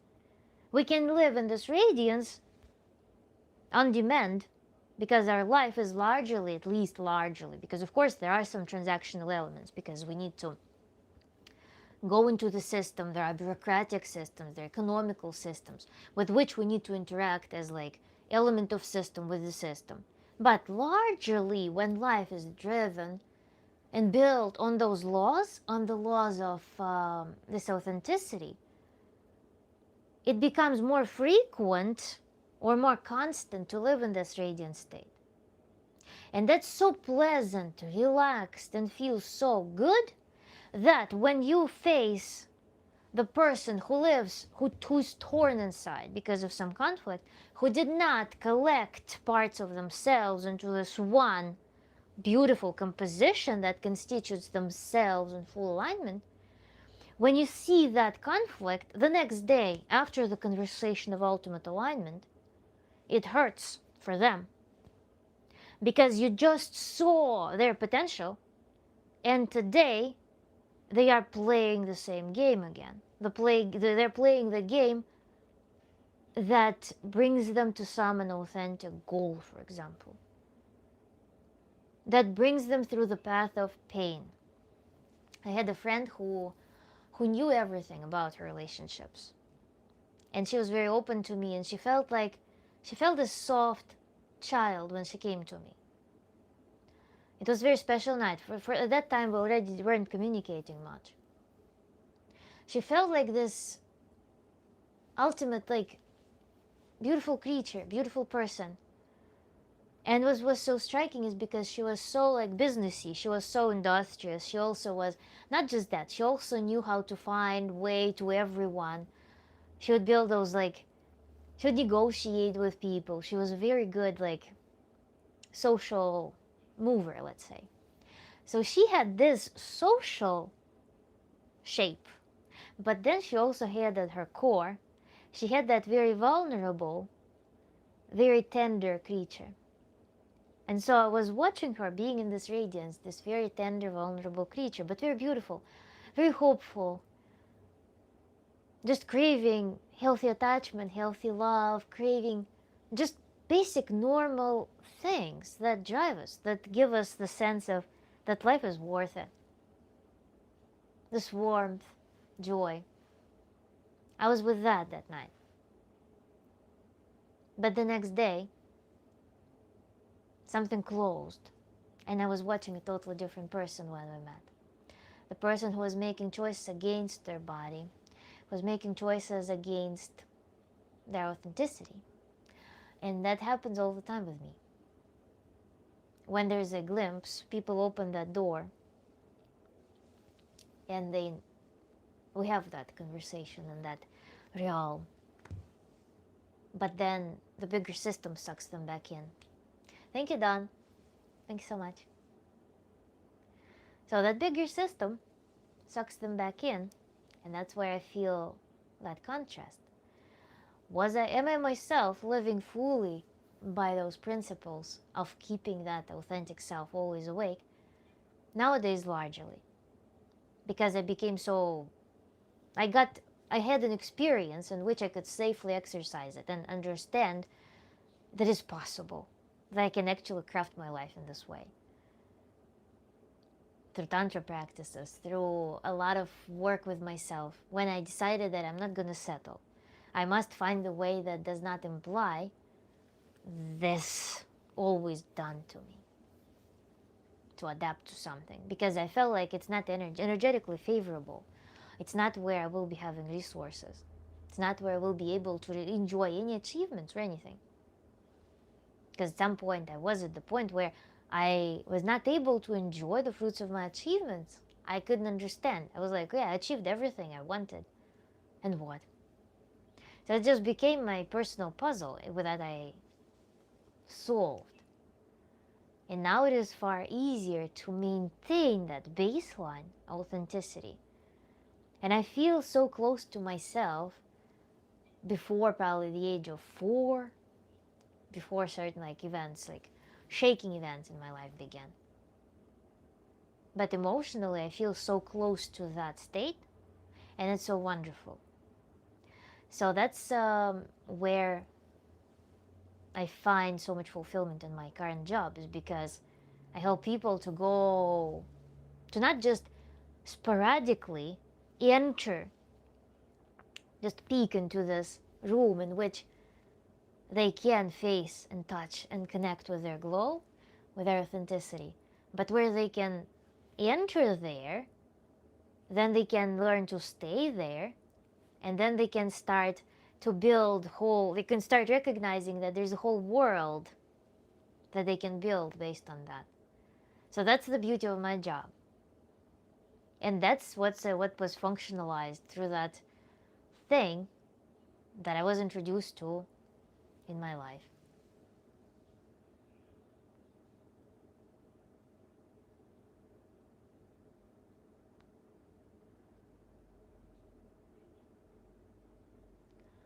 What color is your wall? That color is cool. That wall is I don't remember. I know that it's I think it's from Glidden, by the way. I think it's Glidden palette. Just check out in Home Depot if you're in America. Kiva, thank you so much. Chunky Cat, hi.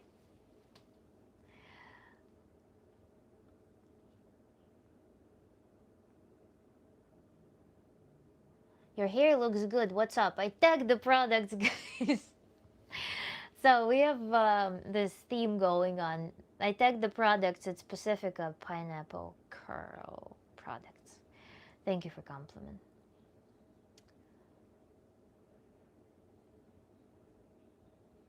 Creator created Satan.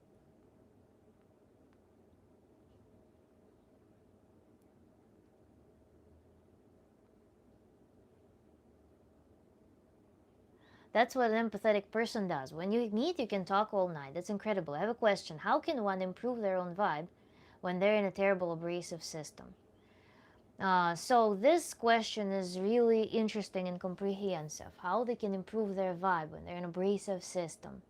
So first of all, I have a video on how to use people. One important thing that you can do is to analyze the system and why the system is abrasive and so influential. While I don't want to dismiss the influence of the environment, because environment and us are in entanglement, it also might be your sign to embrace leadership.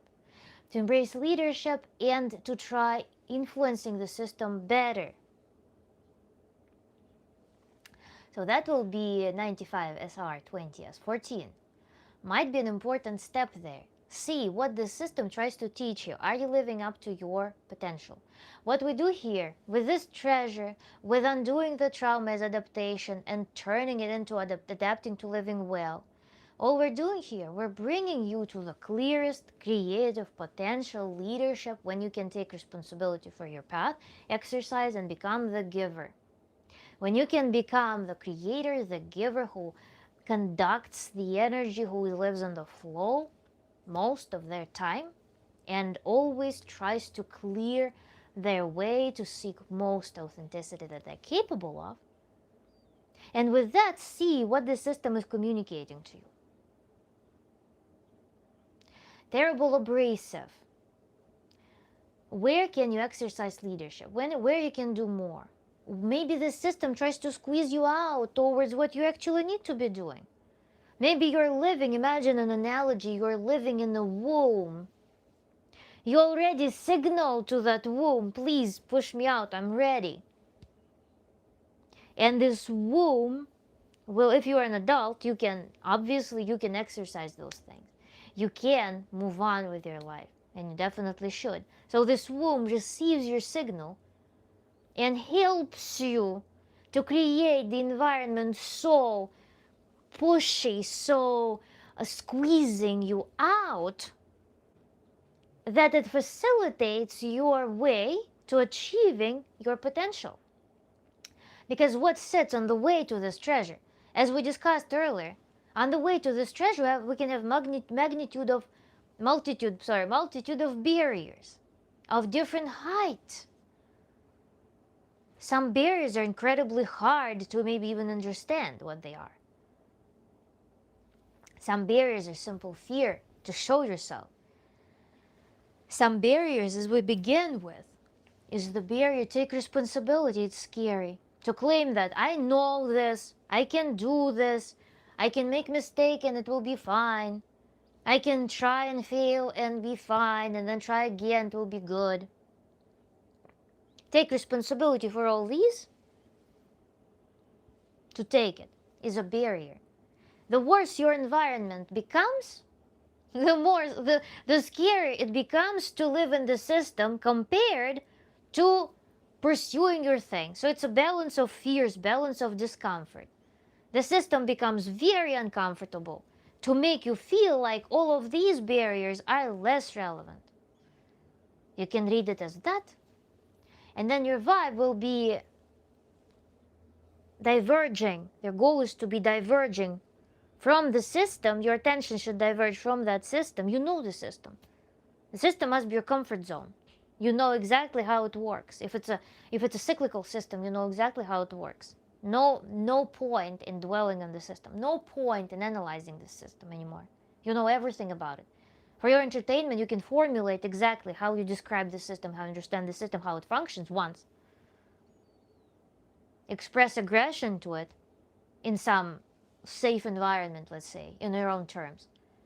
And focus all of your attention now to what this system pushes you towards. Hello, stranger, and everyone watching this stranger. How have you all been doing? Take care of yourself, eat 3 meals a day, get plenty of sleep, and remember that you're loved. Have a great day. Echo.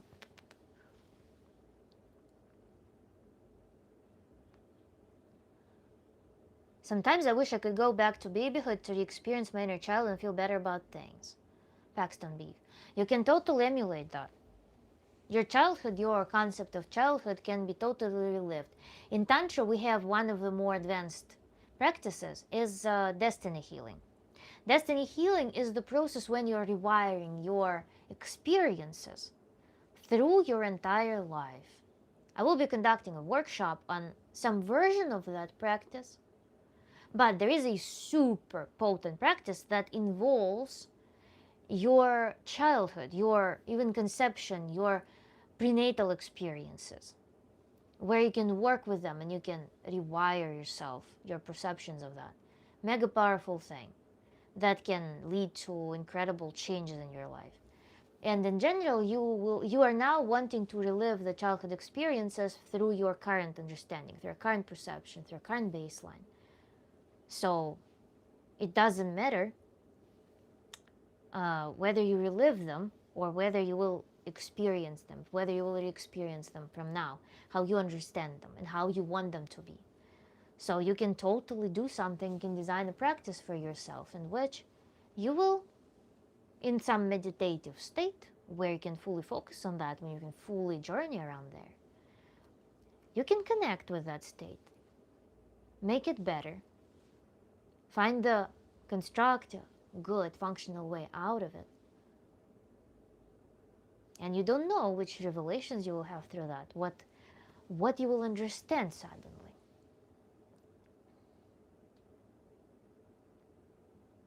Agree with what you said, except for the fact that people know everything about themselves. If anything, if they drop the mask with someone, the other person could see a part of them they don't know about. It's there are things that our psyche hides from us. There are things that we don't even know, perhaps we don't feel in our body. But if you, that's a good comment actually to address. If you strip away some if you strip away some protection, if you strip away the numbness that's built on top of this knowledge, because a lot of times our psyche protects us from information that's very scary to bring to awareness. If you strip this away, people know and people feel that something's off. People feel it, their body will feel it. There are, for example, parents who know, mom, for example, knows that their child is undergoing certain things. She, for example, marries someone and her husband does something to her child. But she cannot accept the responsibility for that. It's too scary. It's too much for her to handle. So she'll be pretending that nothing is happening. She'll be convincing the child that nothing is happening. She'll be gaslighting the child that they are not experiencing what they're experiencing because it's too difficult for the mom to feel that, to connect with that information, to bring it to awareness. It's too scary because it's too much for her to handle, too much responsibility. The psyche breaks there. But she knows. But she will only connect with that information under hypnosis, through very deep work. Perhaps her body will signal that. But she will be la la la la la la, nothing's happening.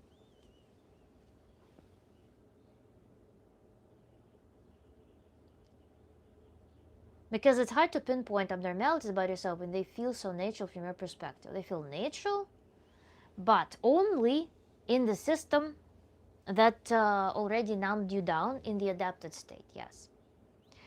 And that's where, actually, remember I had a stream about other people, how to use other people. Other people can be a very good marker of what's going on.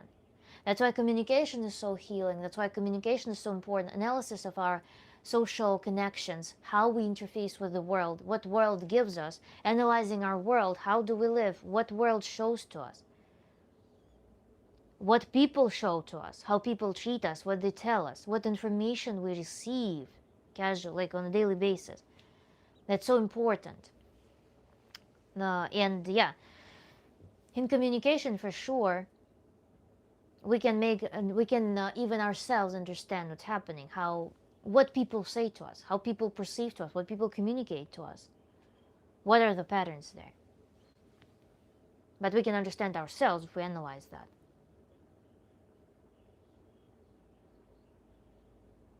You should offer an infant regression session. Could be interesting. I wouldn't do infant regression purely. The method there is to specifically rewire the experience. Infant regression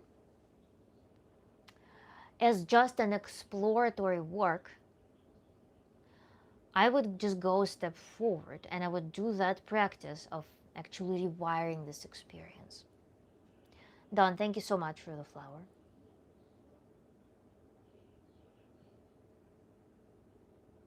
That's why.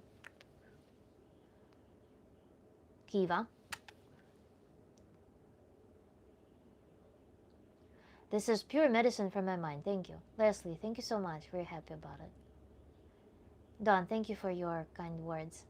Dubstep Kid, thank you so much. You're very wise, and I'm glad that the universe led me here right now. I'm subscribed for sure.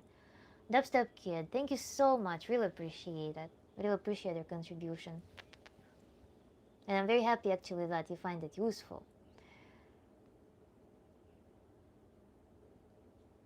There is an ever-changing need sometimes. It takes being quiet to find it, though. Very nice, madam. You achieved a lot. Thank you, Kiva. Enjoy it. If you didn't, we wouldn't pine. If you didn't, we wouldn't pine or know for something better, despite our demise. Thank you so much, Pablo. Thank you so much for your contribution. The color is royal blue. No, it's actually emerald green, but dark emerald green. McDonald's opened their first restaurant in Moscow. Then people went crazy, ran inside the restaurant, started ordering food with a day's wages. A guy said it's too expensive. Plus, it gives ideas and inspiration. Thank you.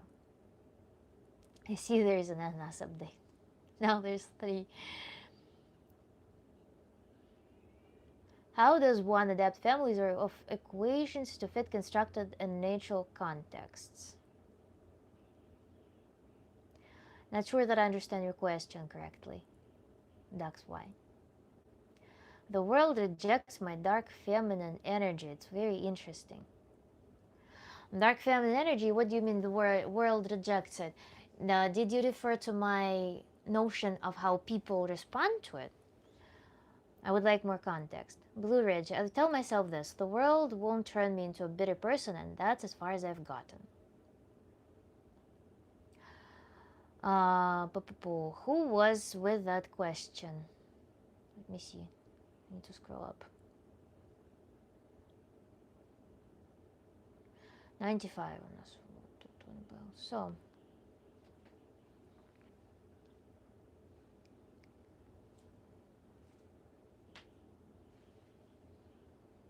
maybe I need to unleash my dark feminine side with my holy masculine side.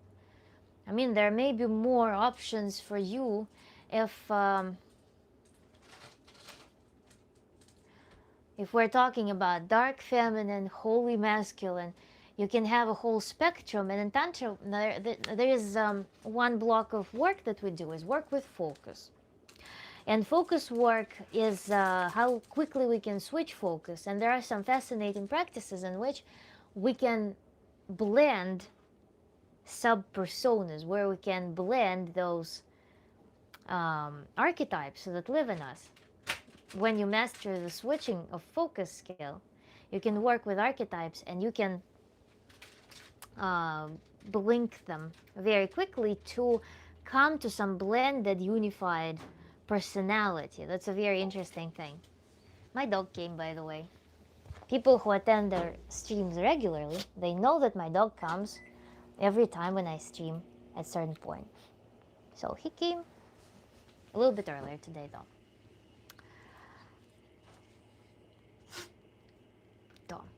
Wow, that's an amazing answer. Those in the system have actively stated that they want to push me out. I went back to school and intended to do that. What could I do in the meantime? Empty my cup? With the management of aggression, find some outlet. Practices we discussed in the latest stream before this one. We discussed the practices in which you just offload aggression. Because in the civilized world, something triggers you, some unfavorable conditions commence, you cannot play them fully to completion. In nature, it would feel like you need to fight. You cannot fight in the civil world. What to do? You can use some of this energy to charge what it is your goal when something sparks you. But then if you still have residual energy because your whole sympathetic nervous system turns on, activates for the fight or flight. It's better before you learn how to not be bothered by that. In the process of learning of how not to be bothered by that and just harvesting the lessons, you can do in your room, in privacy, you are doing emotion enforced aggression release practices in which you can punch the air, you can do all sorts of dances, you can do stomping, whatever. But in your mind, you're playing a cartoon of you attacking the metaphoric, perhaps, or realistic entity that is the source of your anger. In the previous stream, we're talking about the example like working with aggression towards a parent who was physically abusive. In that scenario, I proposed to the person that in their cartoon, they don't attack their mother because they love part of mother, obviously. They are attached to the part of the mother, but there is a part of mother that is possessed. So I proposed to the person that they imagine this mother possessed by some character with the appropriate size, threat, traits that represent what this person felt as a child coming from the mother. So mother was possessed. Mom is good. There's good part of mother with that we can love. But part of her was possessed. So we create this fight in our mind in which we conquer, murder, torture that thing that possessed mom and made mom attack the child. Then we rescue the child and we integrate the child and we show the child that it's safe, comfortable, and then we are holding the boundaries that we are capable of establishing and guarding ourselves functionally. So that's the practice that I suggest to you to get rid of the residual aggression.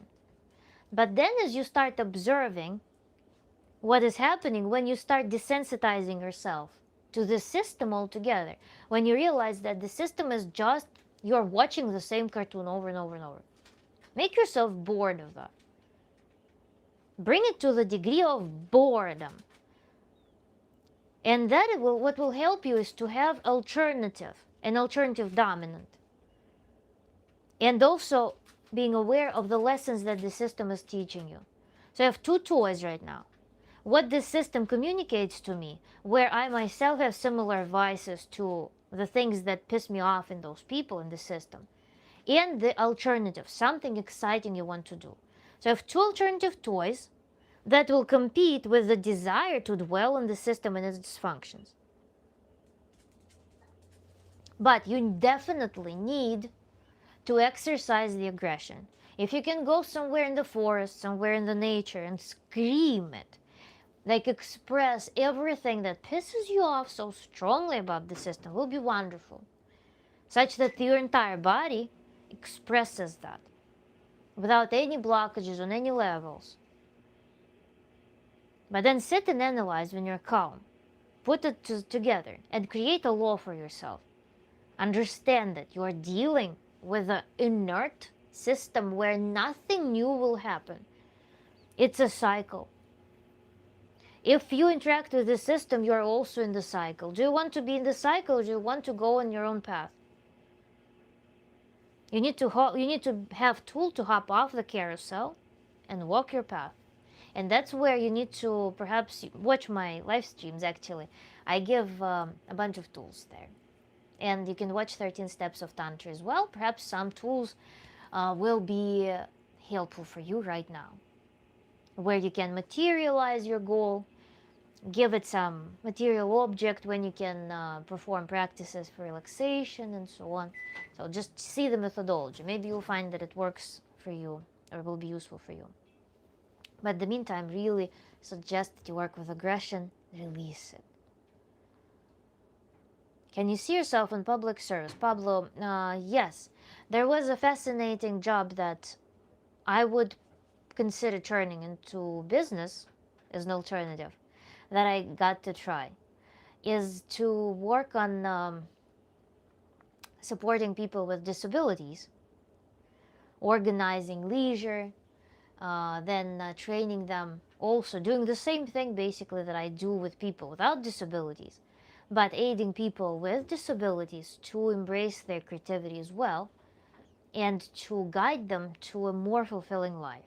So that's something that I had experience in, and that plus also knowledge of lifestyle, healthy lifestyle, also coupled, would potentially be something interesting to do. So the answer is yes, but in the format perhaps of building a system rather than being like one-off thing that works with limited number of people. I would want to approach it as a systemic thing. Step 10 of 13 steps of Tantra goes into depth about destiny healing. Yeah, thank you, Kiva. If I relive my childhood self, I want to be authentic. I want it to be authentic. Full on onesie and cribs and bottles. Up to you. For some people, it's enough to be, for example, in the blanket. Some people actually embrace the practice of floating. They're floating pools with very high salinity in which they can actually experience, they can meditate on their experience in the womb, for example. But floating is not 100% unsafe, so you'll probably be signing disclaimer there. But see what options there are. You can also wrap yourself in the blanket to feel that embrace and so on. Are you mystical? I don't know. I don't believe in mysticism. I think it's all physical. She's low-key mystical. That's not mystical. I mean, I think when you experiment with different things, you find effective methods of working with your psyche, with your life organization in general. You realize that it's just instrumental. There's no mysticism. I don't know. There are no rituals that.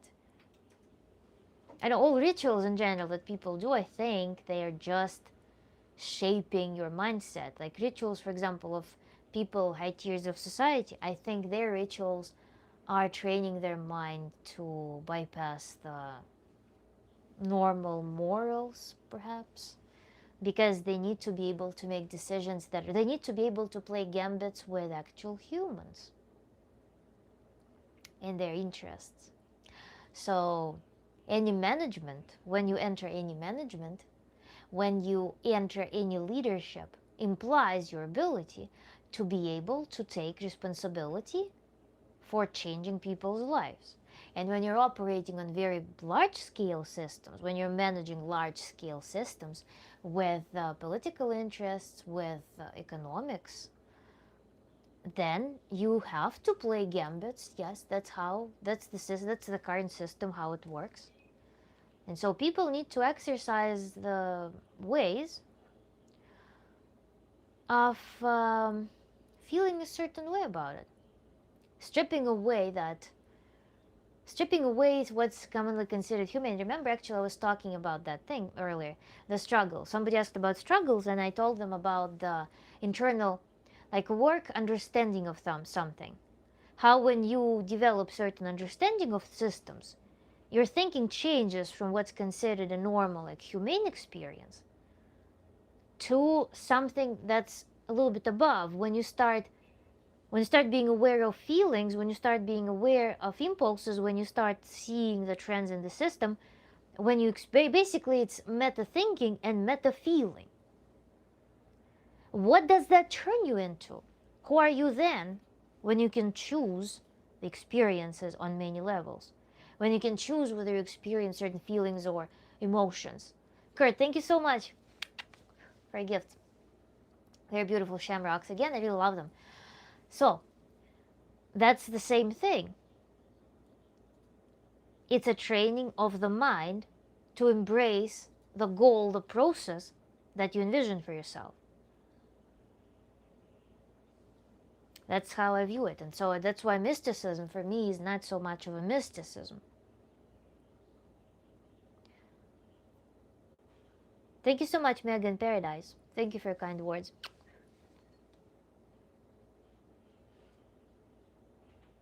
The stream about using other people was interesting. Recommended. Thank you, Kiva, so much. It's hard when your marital partner doesn't understand what my purpose is. And then next question, Surya Kumar, what's your profession? I'm Tantra coach, Tantra therapist. So it's hard when your marital partner doesn't understand what my purpose is. But you chose your marital partner.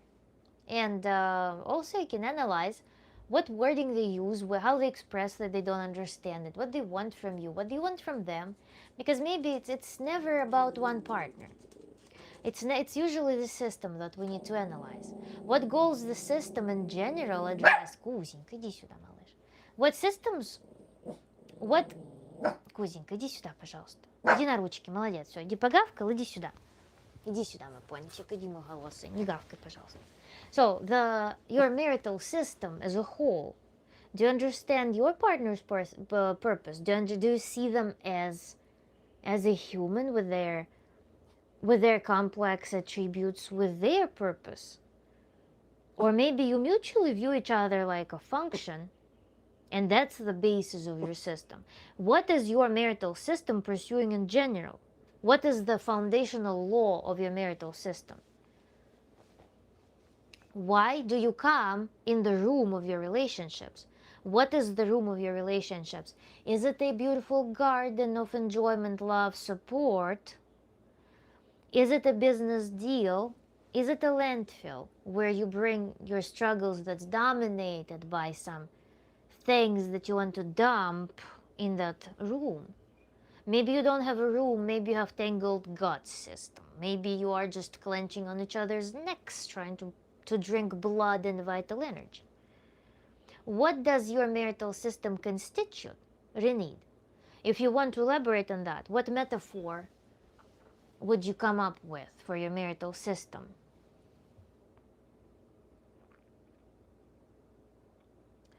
Mesarecto. This is the wrong website. Archibald, thank you so much. I need to know more, please. How can I become a client? You can become a client on rawformoflife.com. The service that you would want is Human Renaissance. I may understand what she's saying all the time, but understand that it has some significant, deep, impactful meanings that may take further analyzation. And yeah, everyone will hear, actually no, when you hear 3 hours worth of content, you likely will be picking on ideas that and words, keywords that are prominent in your life currently. So another thing that will happen is that when you hear something, your mind, if it's an issue, you will stop listening sometimes and you will be just thinking what it means for you. How can you build further reasoning on the basis of what you just heard? And of course, it's also not always we will have perfect transmission of information from what I was meant to say to what you received. But the value nevertheless is still present because, as you said, you think afterwards. You think what it is. So it is all probing stones for you to perhaps leave some automation, revisit what's happening in your life. Taking notes, 95 SR. Thank you so much. I really appreciate it. We have second person taking notes, Kiva.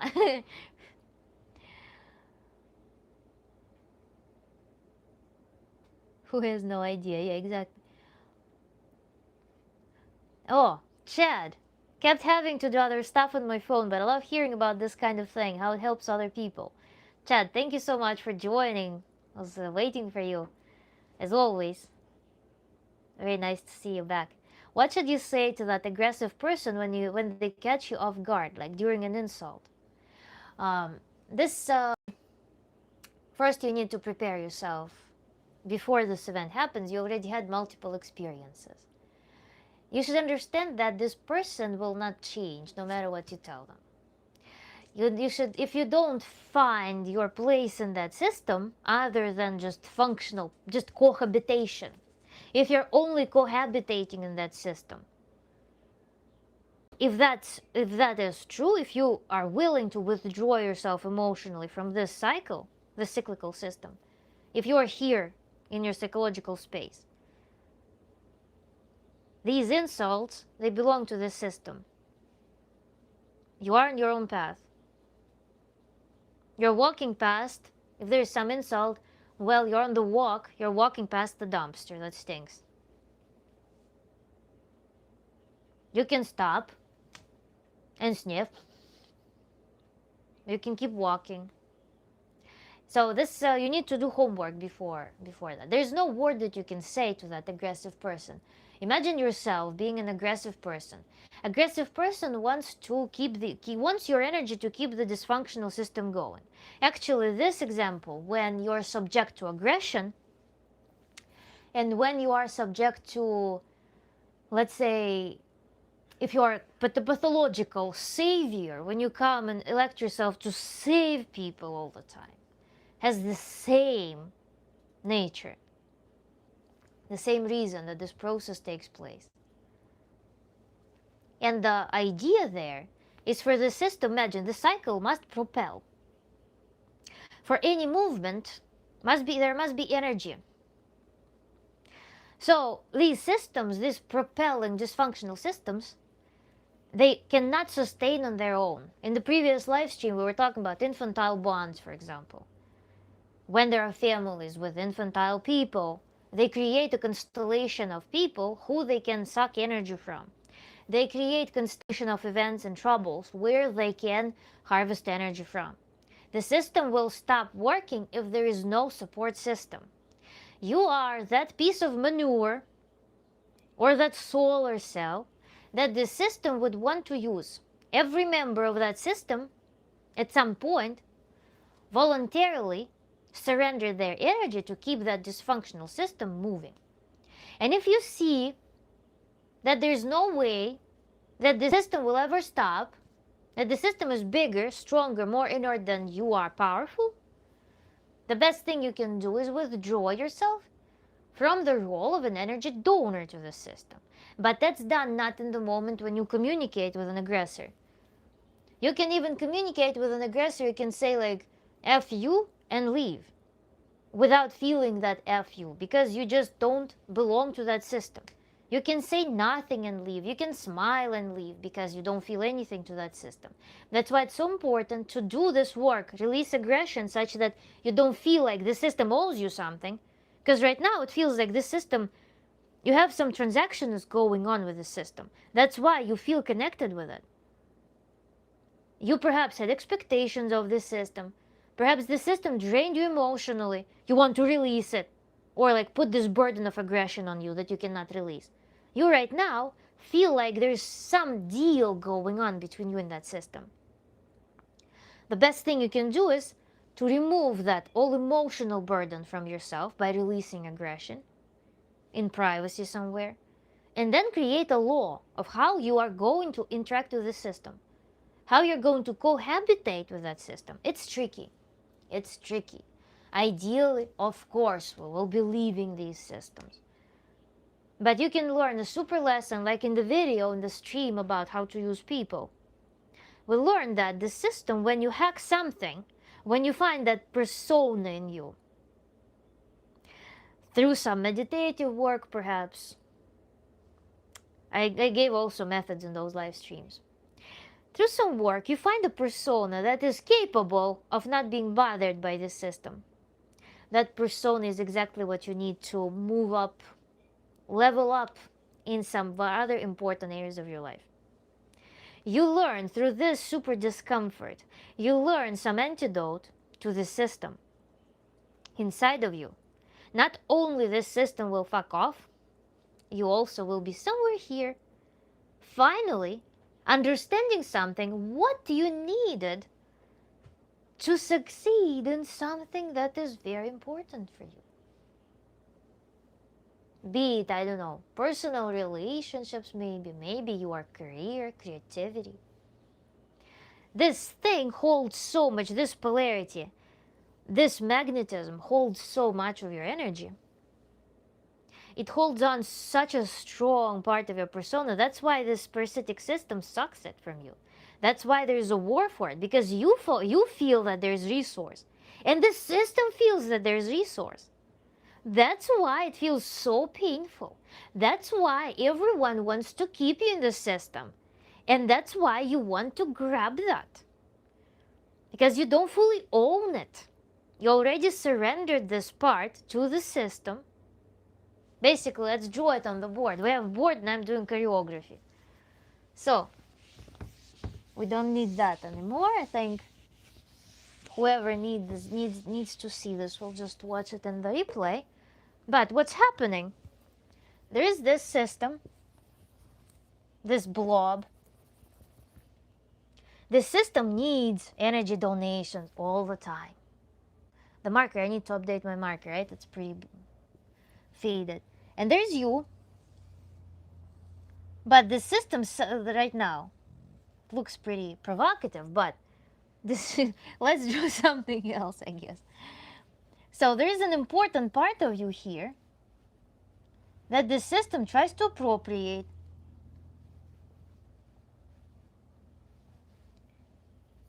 So there is a part of you that system really wants, but this is your treasure. Your treasure is here.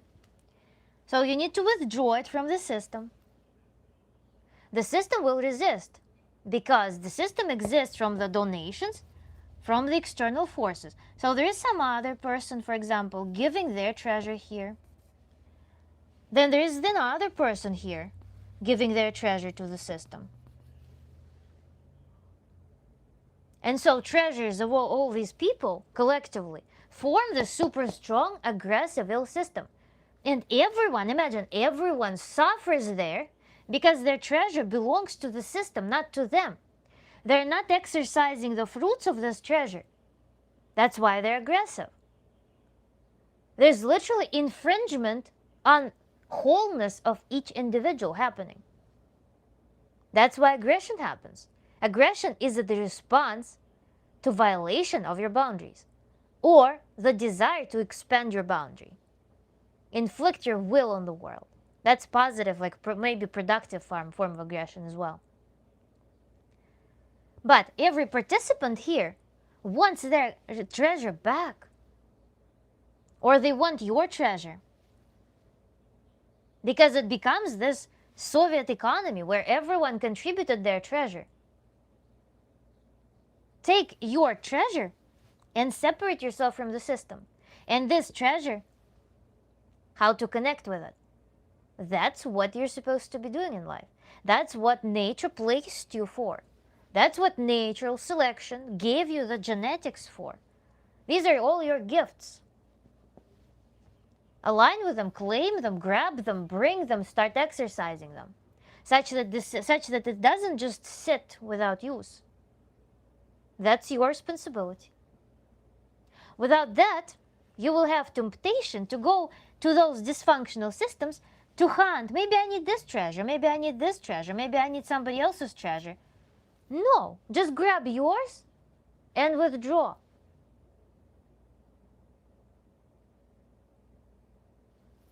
Because in this system, again, people are blind to their treasure. They're just seeing a bunch of treasures and they want them. They exercise aggression because there's natural resistance. They exercise aggression to grab it. That's what happens every single time you encounter that. Why are you not owning your treasure? Why are you not exercising your treasure? What comes to your mind? What can you do to do it? What resolutions can you give? What law can you write for yourself to own the treasure, to start using it? Think about it. Let me drink, guys.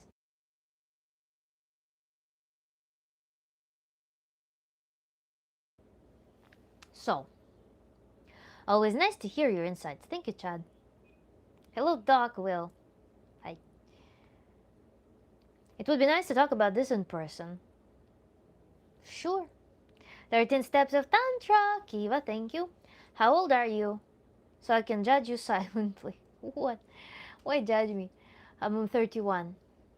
So I should sing out loud to metal music more often. I will check out these videos you suggested. Thank you. perhaps, but you can also, you don't just sing to them. You can envision what you are singing to.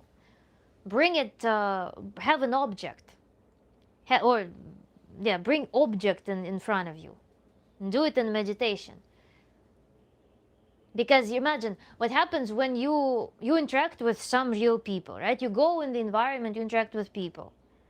Your brain memorizes environment, visuals, audio, emotions, physical reactions.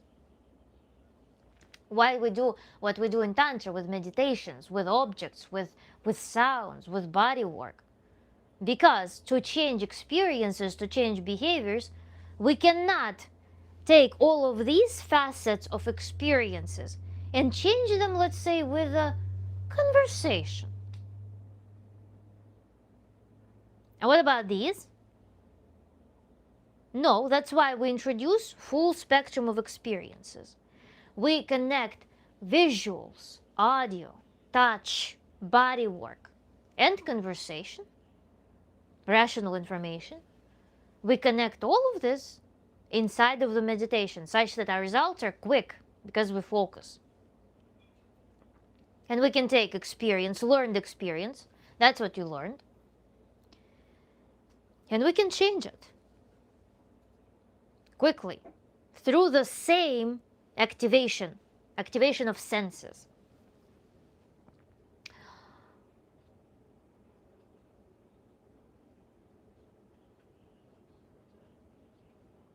There is nothing you have that actually want, so I have no reason to change in a way that better makes you feel better. I am me as I like to be. Project Gondola Wish. Interesting manifesto. Who is it addressed to? You are used to using the same 5. I'm number 6, a top secret, highly classified. Wow. Cool. You look young but old too. Shit happens. You're beautiful but also have messy spaghetti kid energy somewhat. What? Lots of viewers this stream. Yeah, Chad. Today is, I think, will be our record. Happy St. Patrick's Day from Boston. Match boy. Thank you. It's Mitchell. Are you a news reporter? Yes, I am a news reporter.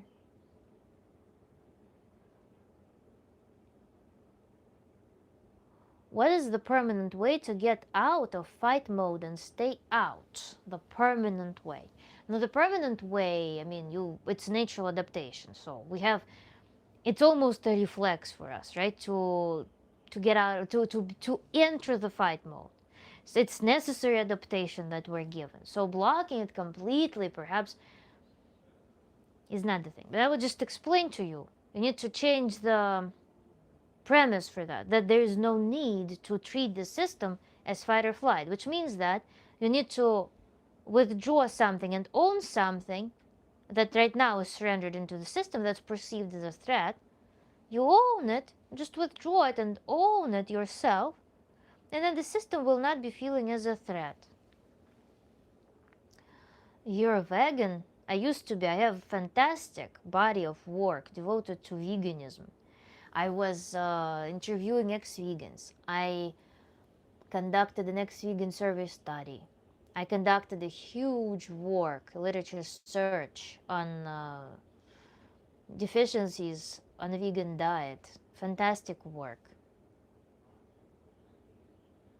It's all on my channel. Dubstep Kid. I gotta go, but I'll be around from time to time. Thanks for being you. Dubstep Kid, if you're still here, I'm streaming Tuesday, Wednesday, Thursday, Friday, 5 p.m. New York time. Nobody 69. Cool, bro. Women tell me I'm too nice and tell me to stop being a people pleaser, then proceeds to date a dude that treats them like garbage. Make that make sense. The Nobody 69. Are you still here? Is your question still relevant? Are you working on it or no? The women tell the person that they're too nice. Now that if it's an authentic niceness, if you're trying to be a people pleaser, then they probably read it as an authenticity.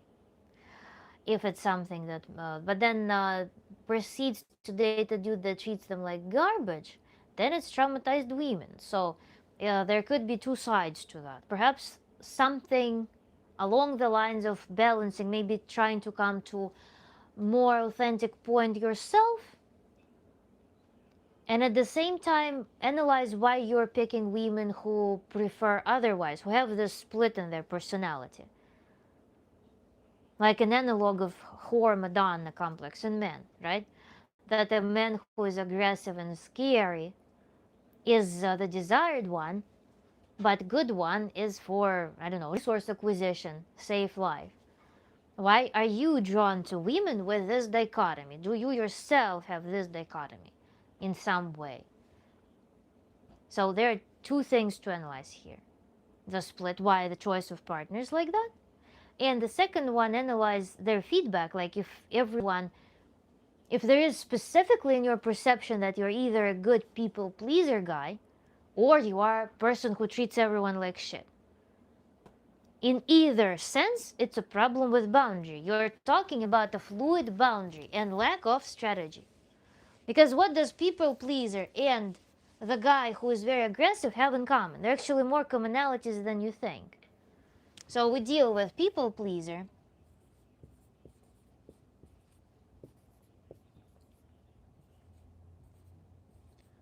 People pleaser will be such a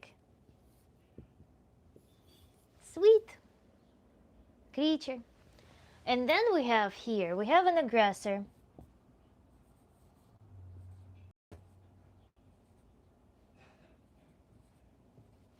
Aggressor.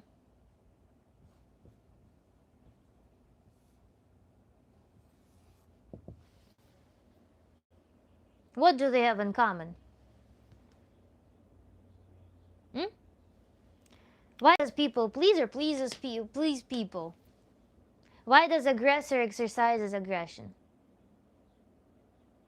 People pleaser is scared of spontaneity of others, and they're trying to build a very predictable system in which they try to ensure that everyone is comfortable, everyone is safe, and no one will do anything to hurt their feelings. What does aggressor do? An aggressor pushes the boundaries of everyone far. They're so scared of spontaneity, they're so scared of losing control that they try to submit everything. The difference is in two modes of adaptations, perhaps some biological differences as well. But both people are tyrants. This one is tyrant in making, and like subtle tyrant, manipulative tyrant. And this one is a blatant tyrant. They're identical. They're just two sides of one coin, one problem. None of them are not problematic. People pleaser is people pleaser only when they feel like it's unsafe to express their aggression. The moment they will form a bond, women might even feel that the moment you form a bond with them, they might feel unsafe there. So they opt for this because this is safer. At least it's like they know what they're getting right away. If they grow up with a people pleaser parent, for example, that they know that there will be people pleasing until they lose their resource to people please because they're not handling well. It's the same thing. That's why this dichotomy exists in your mind, that they are the opposite, and this is good, this is plus character, this is minus character. It's a hierarchy, that this is good, above, and this is beneath. This preferred, this is worse. They're the same. So what is the alternative route here? The alternative route is to understand that you don't need to be in the system that revolves around around other people. The vector in both cases, the vector is outwards to the people. So it's this person.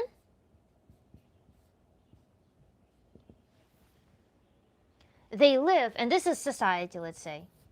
So their vector is here. But you as a person, if you want to live life strategically, if you want to live life with good outlook, with a good idea what you're doing, with some direction, you have your own path. If you find your own path, your path will be here, going in this direction. You will be just interacting with this system. Your whole vector will not be here. You will be perhaps sporadically interfacing with the system on demand. But your focus, your main vector will be here. There will be no need to be a people pleaser or an aggressor. You know exactly what you're doing. You know exactly where you're headed. You can use these things as strategies. For example, for my goal that I'm aware of, with this person, I need to be more assertive. So I'll turn on a little bit more aggression. With this people, with this system, I don't care for it. I'll just play this people pleaser thing. They understand this language, for example. So you get exchange benefits with the system and you withdraw. But the main thing is to interrupt this vector, to remove this exchange in which you are forward this some abstract system that you cannot control. Work on the system that you can control. Build your life, and then you will be using either of these archetypes on demand for your specific particular goals in the moment, but not as definition of your personality. And then girls, boys, whoever, your partner is found when you step on your path. If you don't step on your path, you will be dealing with systemic constructs, with systemic outlook of yourself, with totally artificial things.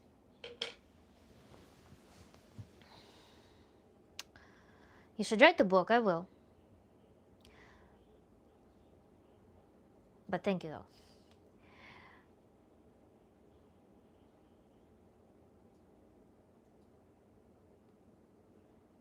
Oh, Fruity Cutie joined. Yo! Hello, Fruity Cutie.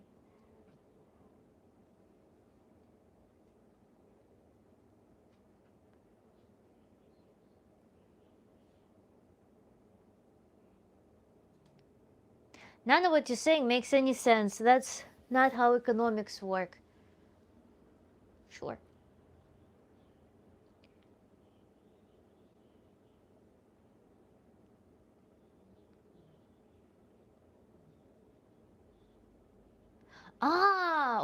That's you're talking about. We're already past that. The chat is yeah. I'm talking a lot, and the chat advances so much. Oh, we didn't do a quote yet. M Gamble 77. We need to do a quote. The general rage against Janus was now subsiding, appeased by the executions already carried out.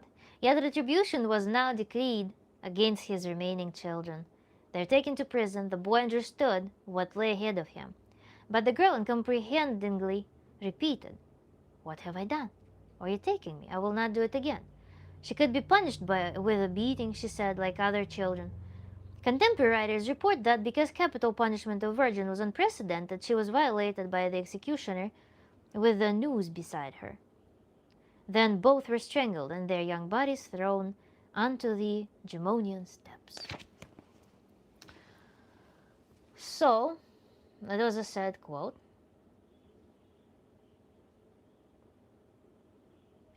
You need a moderator. Yes, I do need a moderator, I guess. You're reading the comments 20 minutes after they've posted. Just FYI, in case you read something and don't know what it refers to. I think I'm kind of managing. But yeah, it's a lot. But I'm skipping a lot of things. So sorry guys, I'm saying hi to everyone who's joining. If someone constantly feels that they are performing whenever they have a conversation with someone, how would you attempt to tackle the roots of this? The roots of this, it's a good question. Performing, what is that performance? How the internal state changes during that performance? Because again, being strategic and saying what you think will be beneficial is performance. But you know exactly why you're doing this. That's again tying down to that conversation when you understand the systems, when you understand emotions, when you can work with feelings.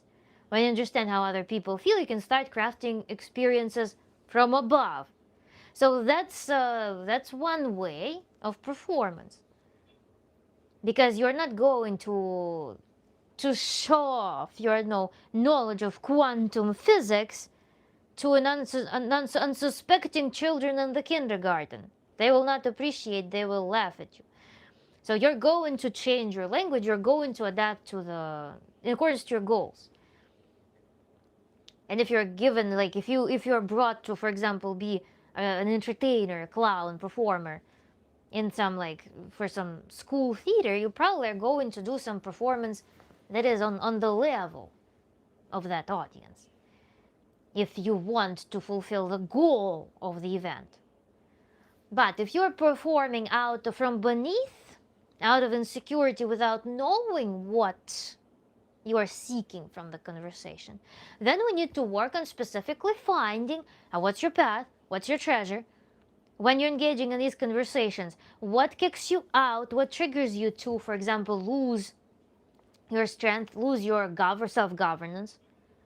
Or when you build defenses, for example, some people start performing in a way that they grab control by being very loud, being very present.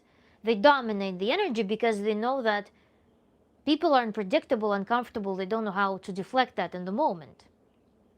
So it's easier for them to develop a persona that is like me, myself right now in this chat, in this live stream. I'm being the persona. I'm going to be owning this crowd. I'm going to set the mood right now. Hey guys, yes, let's throw some fire in the chat. I am going to be owning it on some performative level to avoid connection with others. So there's distinction like that. On the one hand, I can curate the experiences to align with my goals when I'm strategic about it. On the other hand, from beneath, I can be defending myself from the people I'm conversing with by setting up a persona. Why I feel insecure talking? We need to find out. There could be many things. There could be so many different things, actually. And it's only up to a person to tell what they feel in those moments. What experiences hurt them in life. That's forensic work. When it started, that they start performing. And what will happen if they talk just authentically? And what they are as authentic self. What would they communicate as authentic self? A lot of people think that they're not interesting people. Remember, we were talking about it, actually, there was a huge block. I think with Chad it was a huge block. And somewhere along those lines, there were some messages from people. They were saying that they feel like they're not interesting, that life is boring, they don't have anything to tell. So maybe there is some persona that is performative, to just throw in a show to distract people with some glitter and confetti. To kind of appear like you have some substance, as you imagine. It's all in your imagination. It's not that you are like void person, completely empty and not interesting. No, it's just your imagination, your concept of yourself. It can be something like this. Or it can be that some people, for example, they get triggered easily into some conversations they don't want to hold. Some people don't have emotional resilience to withstand conflict. And a lot of times, especially in the modern world, people are very polarized when they talk. There's bipartisanship. They're polarizing social events. Maybe to not jump into those conversations, it's easier to become some persona.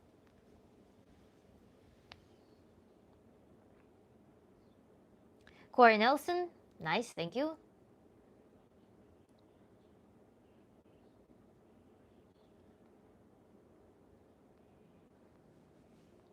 You helped me more in 30 minutes than anything had in months.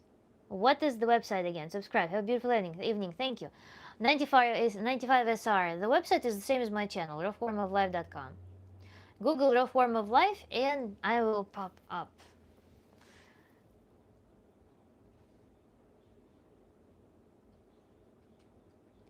What about someone who was left alone too much as a child and now wants nothing to do with humans? How is it a problem, David? Or David? How is it a problem for you? If you're left alone and you don't want to do anything, you don't want to do anything with the human. So where is it a problem for you? Do you feel like you would benefit from doing more with humans? Or do you think that it's just not normal the way you live just because everybody lives differently? So we need to analyze that.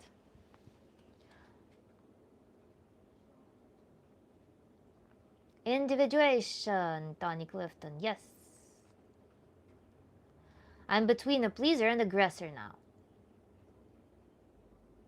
What is Tantra? Oh my god, Tantra. I have video on that. And also 13 steps of Tantra. For you, but I think it's always like, always bring up different definitions, really.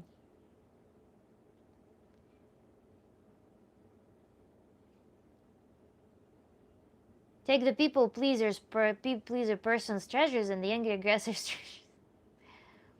Why all the lives are just people staring into the camera? Because you joined in the moment when I'm not writing anything. I'm reading the chat right now.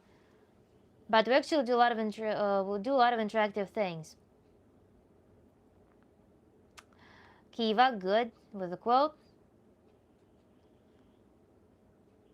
The great tone, you're handsome, thank you. Kakti, good. Kakti. This comes out of Hinduism or Buddhism, or rather Hinduism. But it's a separate thing. It's a rebellion movement. Speaking of beautiful hair, there are 3 hair products Madam has in the stream description. Thank you, Kiva. Yes, exactly. Everyone, jump up and buy my Pineapple Pacifica conditioner for wavy and curly hair. It's mandatory in this stream.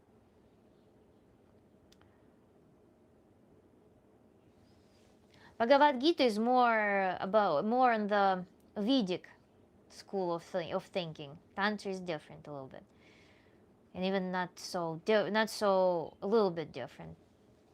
Tantra is more feministic perhaps and body oriented. Vedic school of thought is more in the realm of raising energies. Tantra is more in the realm of balancing energies and using all of the resources, not going into spiritual plane specifically. It's more practical. Are you an expert? Yes, Gary Brown. I'm a Tantra coach, Tantra therapist. I'm a certified Tantra coach. I'd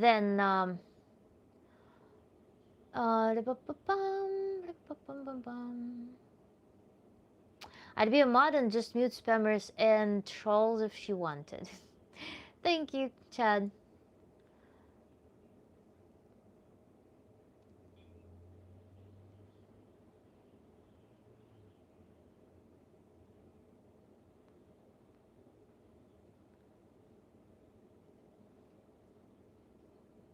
Yeah, Kiva is actually taking notes. So, don't we all have to wear social masks to some degree? And yeah, but it's important to be aware of social masks.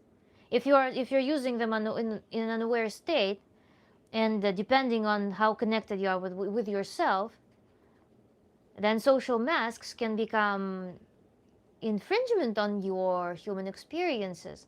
You may lose ability to enjoy life. You may lose ability to achieve your goals. You may lose ability to actually function in the society properly if you in some stiff way adopt certain masks. So that's why it's important to be aware of them, to audit them as all automations. Are you trans? Lovely. That's my favorite question, trans. Thank you so much. Are you born male? I am transatlantic. I am translinguistic, transprofessional, and my sex has nothing to do with this stream. I'm definitely a little bit androgynous, I know, in my face and my character, and I hold special pride in this feature.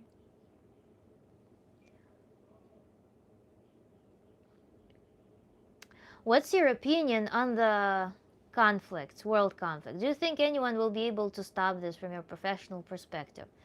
I mean, it's not you, not me, not anyone screaming online will be able to stop this. So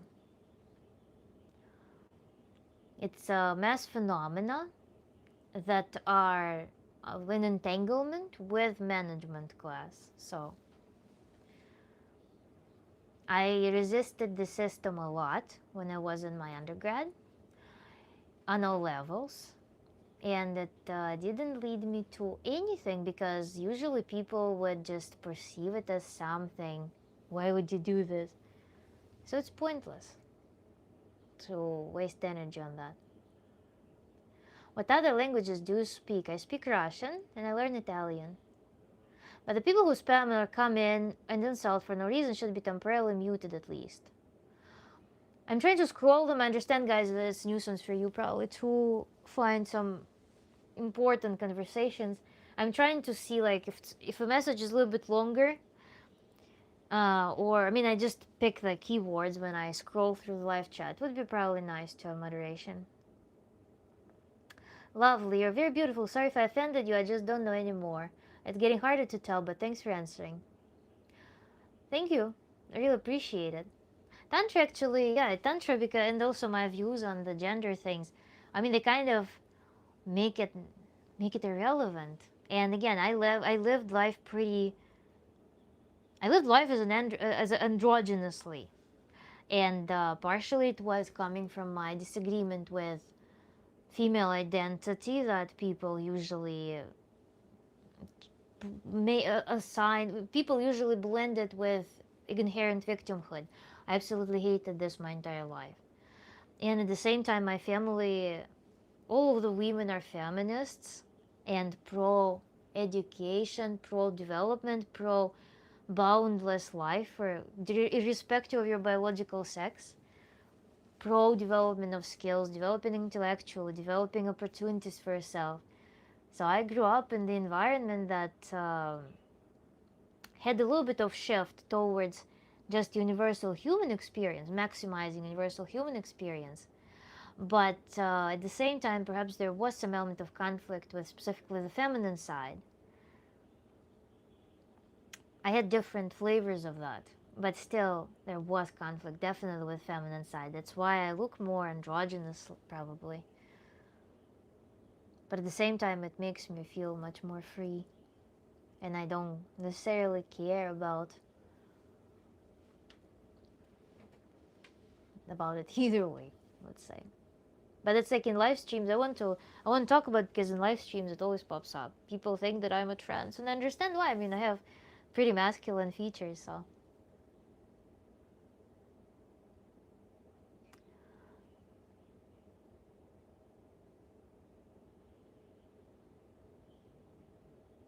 Thank you for kind words, guys. Are you a past student of psychology? No, I am. My bachelor's in physics, PhD in microsystems engineering, and I studied Tantra. I got certified in Tantra. But eventually I would want to also get education in sexology, probably.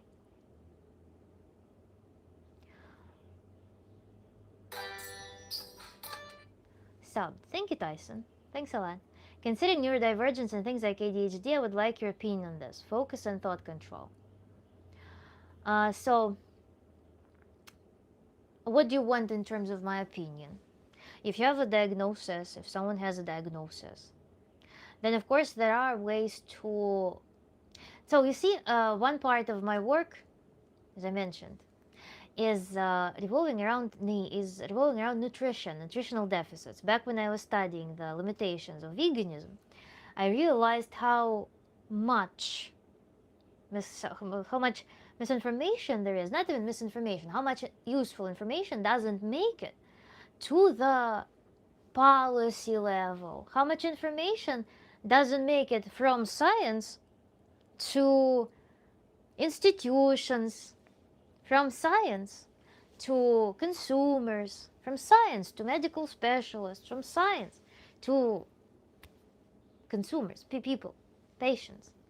And so with veganism, I have a very good interview with a person who is a psychotherapist and who herself was going vegan, plant-based, to treat her multiple sclerosis.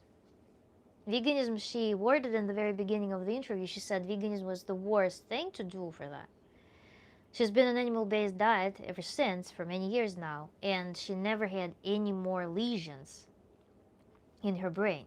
So when we talk about neurodivergence matters, there are so many factors that are not purely psychological, but have physical, biochemical nature in their foundation, that I would start with that. Auditing nutrition, auditing deficiencies, what's happening with the body. Second, also substances. Substances are a huge thing. Weed is normalized. Hallucinogens are normalized. Very rough interventions in the normal function of the brain are totally normalized. Remove that. Eat very well. Eat nutritious foods. If you have energy, focus problems, sometimes there's a lot of energy. Sometimes there's a lot of disorganized feeling. Sometimes there is a lot of like boiling up energy and ability to focus because there's simply a lot of physical energy that's not being realized. Working with focus will happen as the next stage when we equalize, regulate everything that can be at the foundation of the issue. And then we can start working on regulating how our psyche functions when we have resources for it to function properly. So is this all about the union of Shiva Shakti in the psyche of humans? What do you mean, is this all about the union? The question is not stated in a way that I can answer it. Is this all about the union of the Shiva Shakti in the psyche? Tantra is much more than the union of Shiva and Shakti. It's much more than that. As I just discussed, it starts with auditing your physical habits, how you take care of your body, what you put in it, what's the fuel that your body functions off. And then we move on to building the baseline, to understanding what's my body in its normal state, how do I relax, what's my baseline. And then we go to work on more complex concepts, such as the union of polar opposites. But before then, we're going to work on also multiple archetypes, not just Shiva Shakti. Human life is so diverse, human experience is very diverse. So we cannot just take this duality and say that this is all about this duality. It's not about that. Not all about that. There's so much. If we revisit our life, even revisit our household, is our household all about having a stove? No, our household is so much more.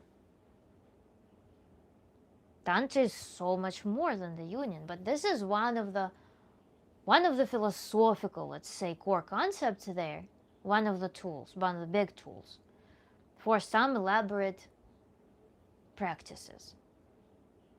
But prior to embracing this concept of Shiva and Shakti, or it can be any duality in your space of symbols. It doesn't necessarily have to be the symbology from Indian culture, let's say. You can bring up any deity, you can bring any Pokemon, whatever you want, in duality, in this divine union.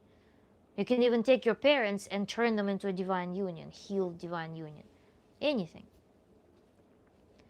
Prior to that, there is this much of fundamental work, and I'm working on an introductory course of Tantra, something that can be done as self-study.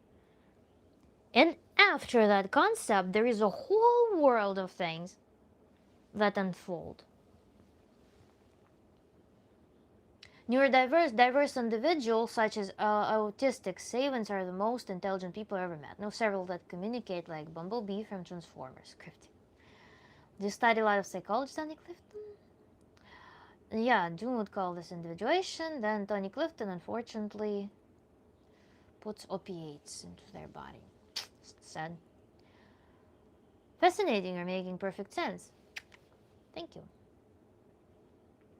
Armando Perez. Yay. Oh my god, you're a breath of fresh air. There's a bunch of religious weirdos on life. Yeah, it's true. Thank you. But I came to realize there's no science of the mind. Armando Perez, thank you. She's available for individual sessions. Yes, I am. My work, actually, if you want to know more about individual sessions, how they work, 13 Steps of Tantra will be a really great video for you to watch, because that walks you through the whole path of that. But that 13 Steps of Tantra, you see, the thing is, 13 Steps of Tantra walks you through the general process of how we apply Tantra to any issue in general. Because issues usually manifest as you are in the dark tunnel, feeling trapped, confined, seeing just one focal point. And you're walking out of that tunnel into a big world with a lot of supports, with a lot of grounding, relaxation, where you can access your body and feel this internal paradise. When in your interpersonal relationships, you're also very fluid, very playful, versatile. Basically, your life becomes much more harmonious, much more expansive. You yourself develop a skill of working with your emotions healthily. Being a good creator, not treating everything just like, oh, scary, scary, but treating everything with ease. It's the path of ease. So, pretty much, lots of issues can indeed be perceived as that tunnel. It's just different flavor, different theme in each case. But the strategy, general strategy, is the same. Methodology, though, the sequence of events, how we will be working individually with your issue may be different. Then there's also element that I didn't have an opportunity, I didn't have there's just no premise to talk about it in the general video on 13 Steps of Tantra. Depending on what you bring, there will be unique practice that you will be given. There will be unique meditation that you will be given. I will be working with a unique body. Not just unique mind, unique body. There will be a person who is more developed in the audio channel. Another person visual. Third person will be so exhausted that we won't be able to perform any visualization practice because their mind just won't let that happen. They're so drained. So we need to prioritize working on building vitality first. So different people come, different tools apply, but in generally, you can see how Tantra works in 13 Steps of Tantra. It discloses the tools that we have. What's behind those tools is a unique creative work in each case. So, it's a really fascinating field. I love my job. Science is a way to understand something. Science is not a belief. Yes, science is a process. Science is fantastic. Armando Perez, thank you for voicing that. Science is a process. Thank you so much. Thank you for voicing this. People a lot of times don't understand that science is a process. They see that science proved something. Yeah, there are things that are proven by science, indeed. As a physicist, yes, there are things that are measurable every single time. In our system, in our systems of coordinates, in our given system. They are laws. They become physical laws. But a lot of the sciences are still in progression. There are no laws, there are observations. So in nutrition, I had a lot of fun working with papers because after coming from physics, coming from engineering, I come to the world in which the models have overwhelming number of variables that are impossible to map, impossible to build any rigid system that is worthy of analysis. That's why I approach my ex-vegan work as mechanistic pursuits. What's the mechanism behind this process? Not stats. Stats there hold supplemental place. And sometimes there are clean experiments. Yeah, they change one variable. For example, they start giving certain nutrient to this group of people. They change one variable and they measure one variable. That's that's a clean model. When they deal with models that these people from this age to this age with these conditions and these regions, they ate these and these foods for these and these years, and then these people ate these foods, these conditions, these genetics, this everything, and they build statistics based on that. I'm sorry, that's not the model that we work with to draw any conclusions. That's why I avoided that in my work. So that's what makes it unique if you're interested. And maybe it will inspire you, even though it talks about veganism. There are a lot of insights about nutrition in general. Maybe it will inspire your pursuits for healthier diet, pursuits for experimenting with your diet. Please tell them that what you know about quantum particle travel, like how a dog's nose can smell from miles away, or how Zener diode can send electrons through time and space. No, I won't. That's a man! Ding dong.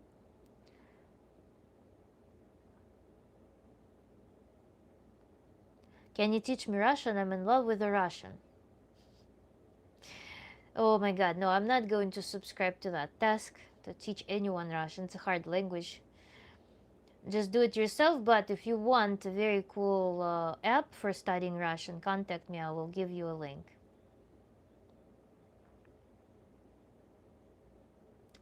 13 Steps of Tantra recommended, Kiva, thank you. Как вы? Замечательно, great on. Как вы? Thank you for kind words and compliments, guys. Were you talking about polarization? No. Just subscribe, so I'm sticking here for a while. Algorithm got me effed up.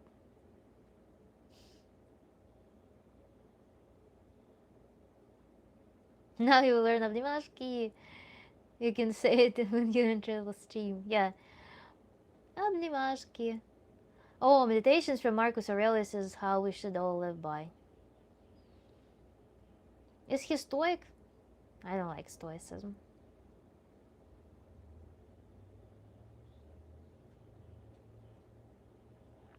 Thank you for Clover.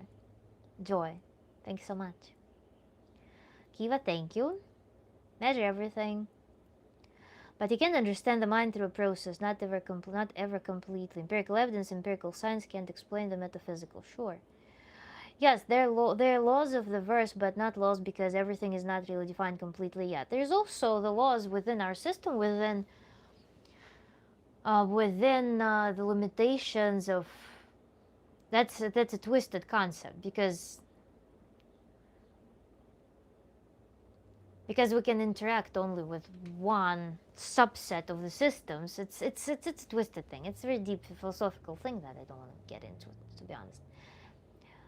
Good point. That's what you want it to be. Thank you. Over 50 views already. You're getting reach this stream. Yeah. Each week I actually hit new records, which is cool, Chad. Empirical evidence. Life is walking in a big dark cave. Religion and walking in blindfolded. Science gives you a flashlight. You won't see the whole cave, but helps you see where you're stepping. Scientific method, I would say. Not science. Science because nowadays science is anything. Scientific method. Scientific method applied to thinking, making decisions, combined with, of course, your intuition, because our intuition is perhaps intuition is the automated knowledge that bypasses our consciousness, that is an accumulation of our previous and processing of our previous experiences, whether we were aware of them or not. So it is a useful thing that gives us that sense, because our brain constantly analyzes, constantly compiles the environment. Even if we don't rationally make an effort to declare that, okay, this is a dog, this is a dog. I can rationally understand that this is a dog. But I can witness dogs, I can see how they behave, I can, without analyzing their behavior, I will just imprint how they behave. Or, also there is this in fashion, it's important. In general, people with artistic taste, they develop their artistic taste by looking at things. So you look at harmony over and over and over and over and over. It's beautiful. It's what's considered beautiful over and over and over. It gives you intuition, gives you artistic intuition. And you don't need to rationalize that. You just get exposed to experiences and it builds you without you understanding it. So that same thing happens, I think, with everything, and that's what forms our intuition. So we have intuition and we have scientific method. With scientific method being the certain skills of reasoning, analytical thinking, processing information. So I just have a lot of questions. I want to download your brain into Gemini. It's always evolving though. You can download it. Good Sir Fry, hello.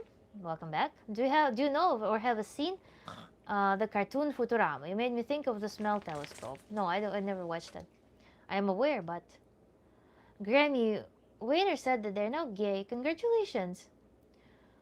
That's good to be fluid with your identity. In general, getting stuck with identity is something that I usually walk people out of in my work. So maybe it's your interstitial identity that will lead you to ultimate freedom. Grammy Wainer. Can you do a physics stream? Oh my god. I spent 20 years studying it. I would do something more creative than academic physics, to be honest. Engineering is actually interesting because it's applicable. It's applied physics. I'm an egotistical white male and I hate the something to do with race. I don't know what the conundrum constitutes. I'm not aware of the term. I know what conundrum is, but I don't know what the whole thing that you're mentioning is. It's very nice that you're egotistical. Keep it up. Yes, it's Stoicism. Would you educate me on why it would be a bad idea if you have any ideology that could replace religion?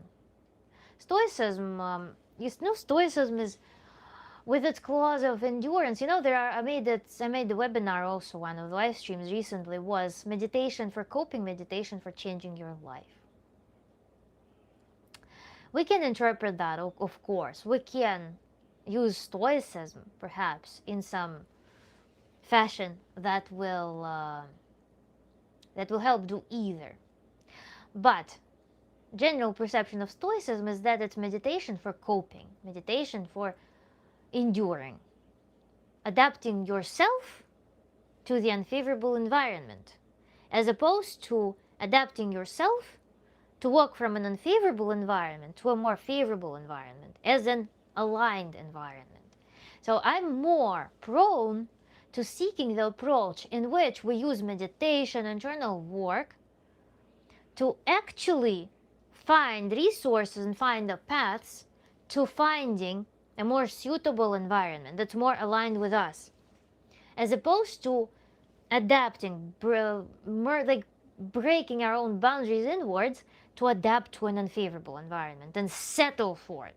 Let's use the word settle, cope. Instead of coping, we're doing work to enjoy something. So the focus is on finding the resource, finding the skill of enjoyment, the way to enjoy. So it's more Epicurean in nature, actually. Unfortunately, I tried to read on hedonism, but the book was so terrible. I bought it, and on Stoicism, they're like letters from Stoic. They actually didn't change anything. On hedonism, there's a book with commentary. So you cannot access the purest flow of thought on that philosophy. But it's actually very reasonable. How to design your life such that you enjoy it, not endure it. You put work not to cope, energy not to cope with the problem, but you put work to to changing the environment to enjoy it. Align the environment and yourself towards where you will enjoy it. It's mutual work, entanglement, if that makes sense. Radio, nobody cares. Talk to your brothers about it, then. Talking about polarization was buried so far that it went through 3 different conversation topics. Probably should have been more specific. Yeah, exactly.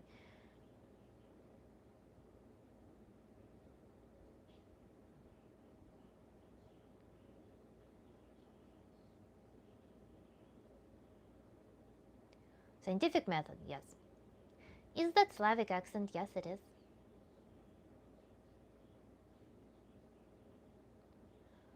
What's she's going on about?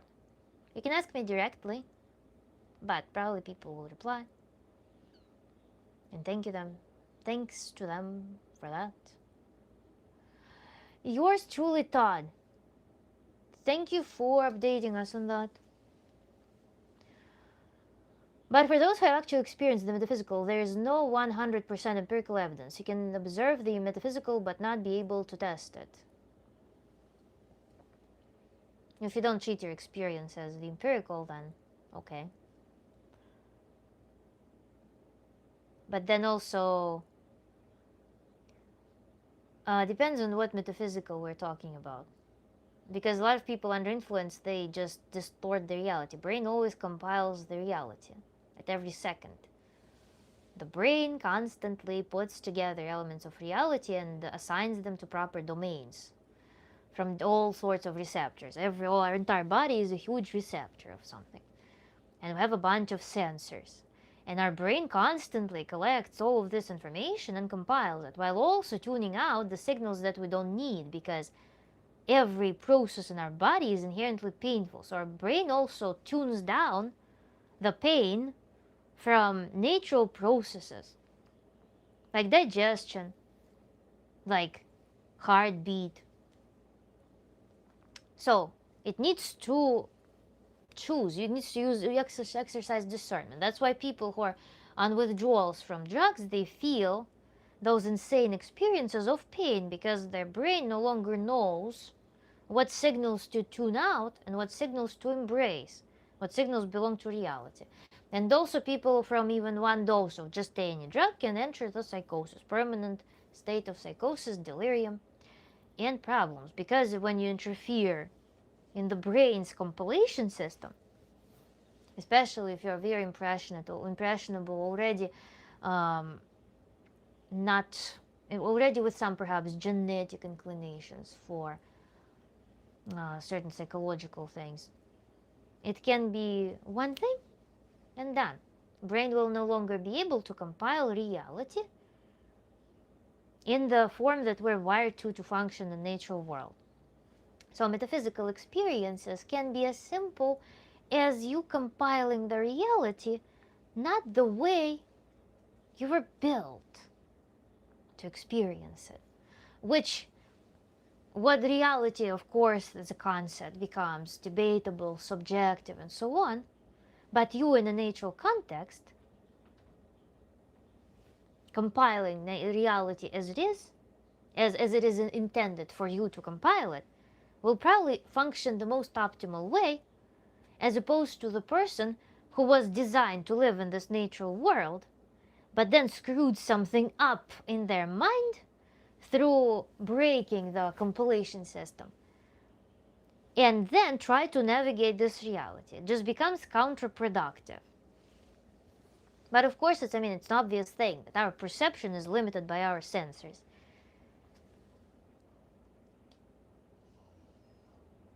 What's your favorite genre of music? I love classical covers with prodigal singers. That's a neat genre. I don't know, I can say favorite, really. The mood changes, Girls, big girls. We have so many moods in 1 month. in general, everybody has multiple moods. It's not just. But I noticed that, yeah, there are trends, of course, with archetypes and with desire, with certain, like, inclination for certain archetypes. I don't know if it's, I don't think that it's, after I fixed my nutrition, I became much less tied to hormonal oscillations. They became much smoother. I feel like it's more when hormones are in some disorder with sharp spikes. That's probably when women will feel more dependence of their mood and hormones.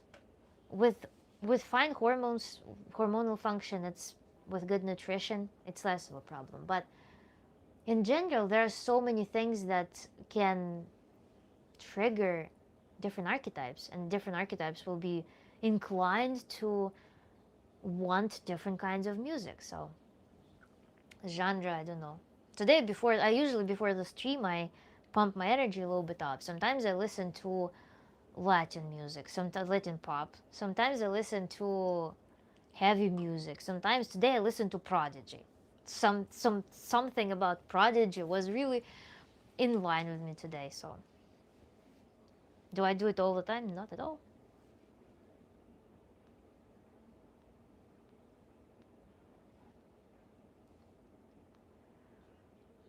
Don't be content with what Marcus Aurelius. Don't be content with what you are. Aim to be the best version of yourself. The world won't stop for your comfort, so rise to the challenge. The best version of yourself. What is best version of yourself? For what? Which purpose? What? This is not this phrase can be subject to so many interpretation. That's why I cannot agree with it or disagree with it. It's an instruction that doesn't that doesn't have scientific basis, because when we talk about scientific method, like above, scientific method implies that we describe the applicability range for what we're doing, for what we're saying. We describe the system very well. If applicable, we also assign the purpose of what we're doing. So we need to prepare the system, we need to describe the system, and then our statement may hold true in that system. So the basis of scientific reasoning, scientific method, is that we are mindful about the system in which we're functioning right now. Where are we talking about? On the basis of what are we talking about? What is that? And then we can say things. In this and this demographics, from 7 p.m. to 7:10 p.m., we observed that these people do these and these things under the conditions of the current observation experiment, while being instructed that they will be monitored at that hour, and being instructed that they need to drink, I don't know, some orange juice 10 minutes prior to that point. The participants were self-reporting.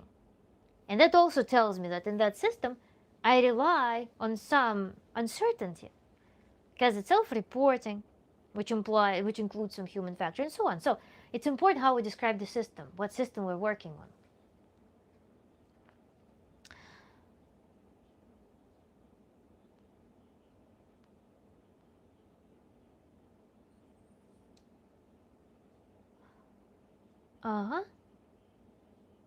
It's so cool. I didn't expect we would be discussing the Matrix. If you live in the next 5 years, you'll free the free will for the rest of your life. Radio. There are more genes in our bodies that are not us, microorganisms or symbiotes. The purpose of life is to create. The things we create are why we're here. If we're hindered in creating is when we become unhappy. You sound like you watched everything that I was talking about. That's literally, yes. Creativity is the inherent property of nature that's translated in our mind.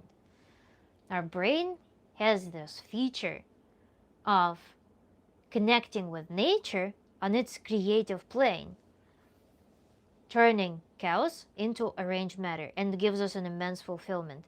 And that's the climax, I think, of human life, to open that creative potential fully, because that's the path to receiving maximum energy, unlimited energy throughout your entire life. And that's the main driving force for any human. To take care of themselves, to organize their life well, in a manner that just comes naturally, without forcing. When you tap into your creative treasure, if we were just last two, oh my god.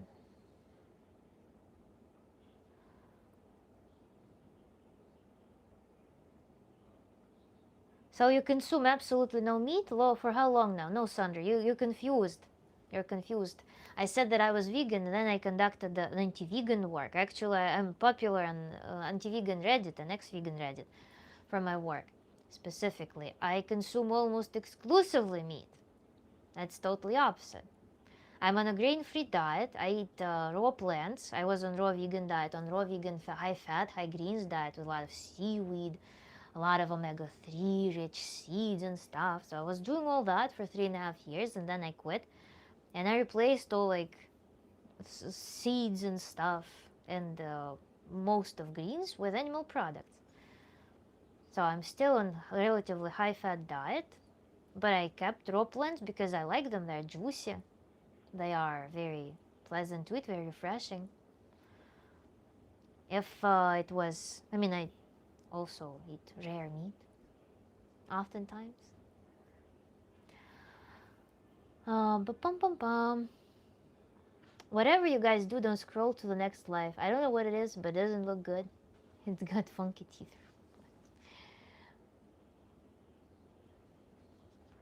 Best version of myself for whom? Yeah, those are the questions that we can ask to that statement. Is the idea of an improved self reliant on cultural determinism? Yes, somewhat. It can be. It can be what an individual identifies them as. Because a lot of people, they identify themselves as missionaries for some society that they can't even define, and they think that they will be making contribution. They devote their life to making a contribution to some abstract society that they cannot even define. So they will be shaping their identity, their actions from that idea into whatever expectations they imagine that imaginary system has from them. And then their best version of themselves will be, I don't know, some conservative, reproduction obsessed male, for example, or something like this.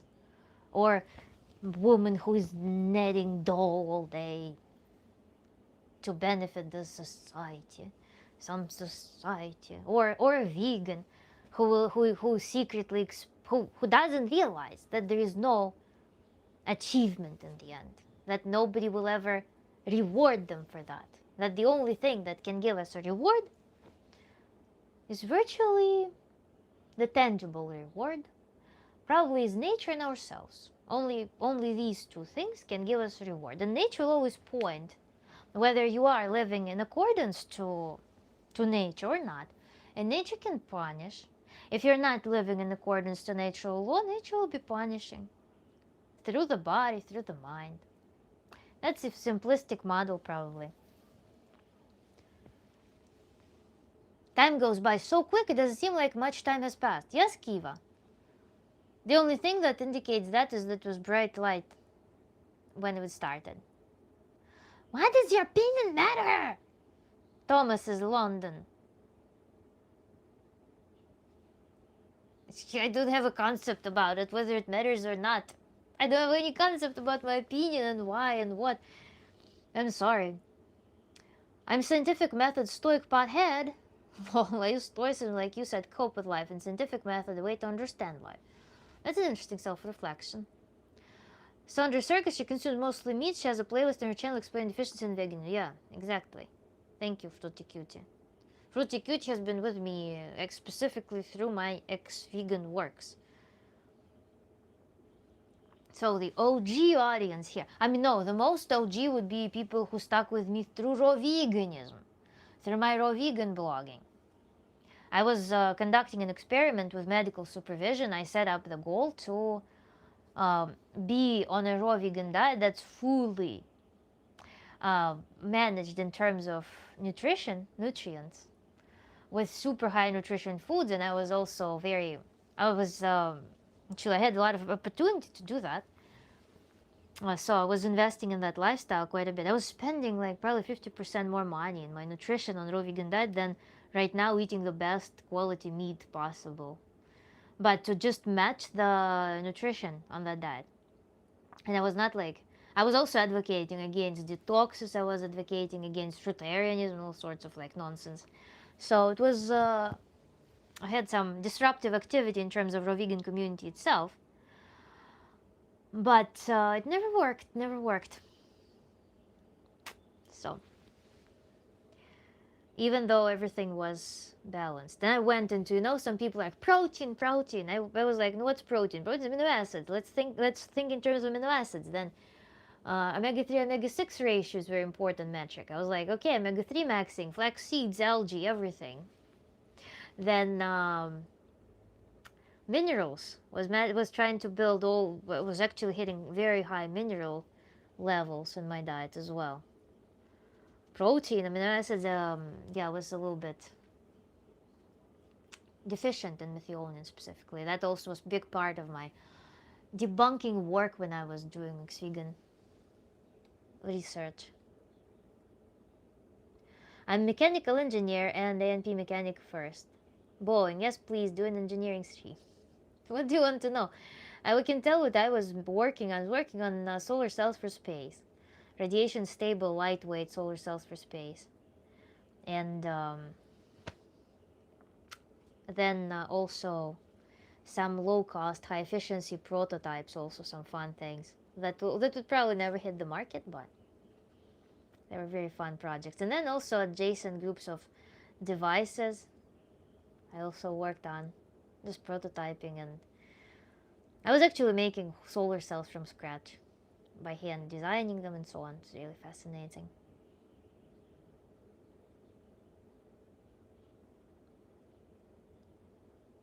She's ex-Russian. I'm trans-Russian. I'm trans-American, I guess, right? Are you still doing that work? No, I don't. I quit during COVID. I was doing solar cell work during my PhD, and I graduated in 2021. Then I worked for a corporation as a consultant. I recently found out there's people who don't have an internal monologue, and they can't imagine objects or colors. Yeah, there are different variants of that. Do you believe in aliens? I don't believe. I don't have a basis to believe in them. In general, it's like either you know or you feel, in my picture of the world.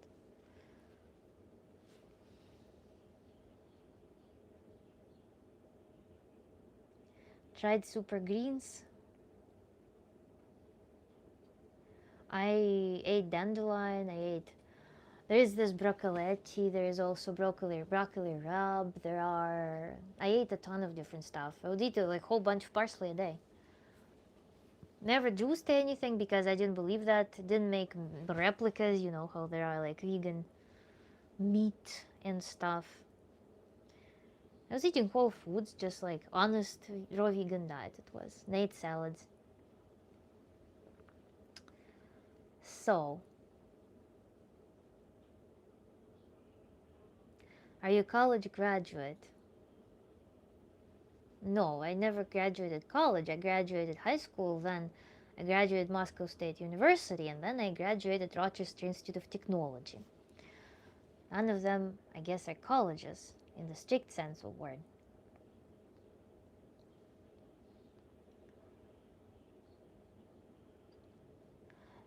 Okay, fruticuity. There are also people who see letters as colors in their thoughts.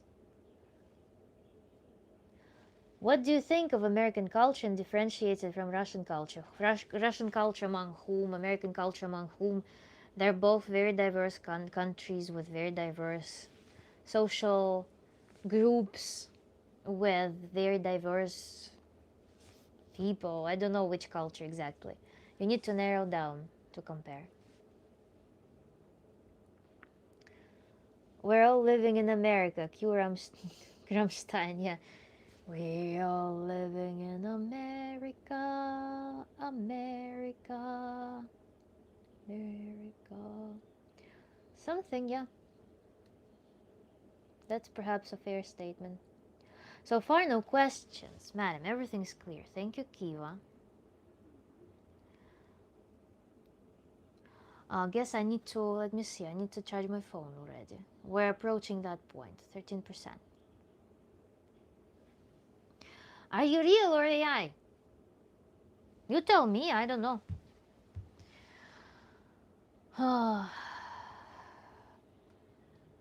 Let me unplug the mic. The sound quality might change. Real AI, exactly. I'm real AI.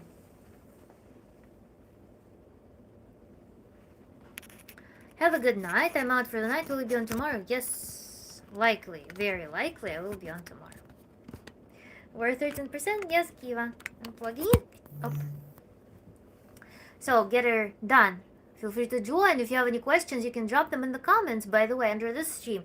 Guys, if you had any questions that you think would be relevant for us to discuss, or relevant to ask a Tantra coach, Tantra therapist, drop them in the comments to the stream after it's done.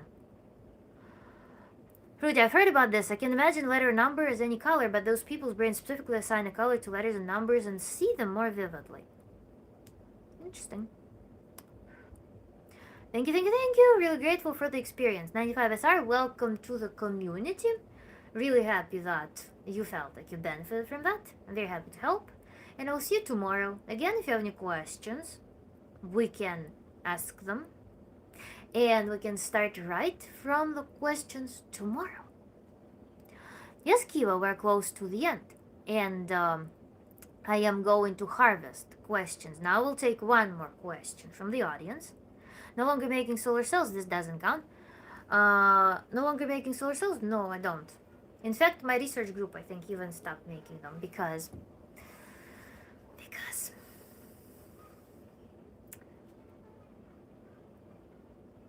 you're awesome. Nice to have a good night. Ruben, thank you so much. Have a good night as well. No questions. Now, okay, it's question now. Yes, Kyo, we have one question. One substantial question. And we're going to 8:43 right now at my place. Actually, yeah, let's do one quick question. So, are you single? Doesn't count. Let's do something substantial. And also, by the way, we need to recap probably. Do you feel like recapping, Kiva?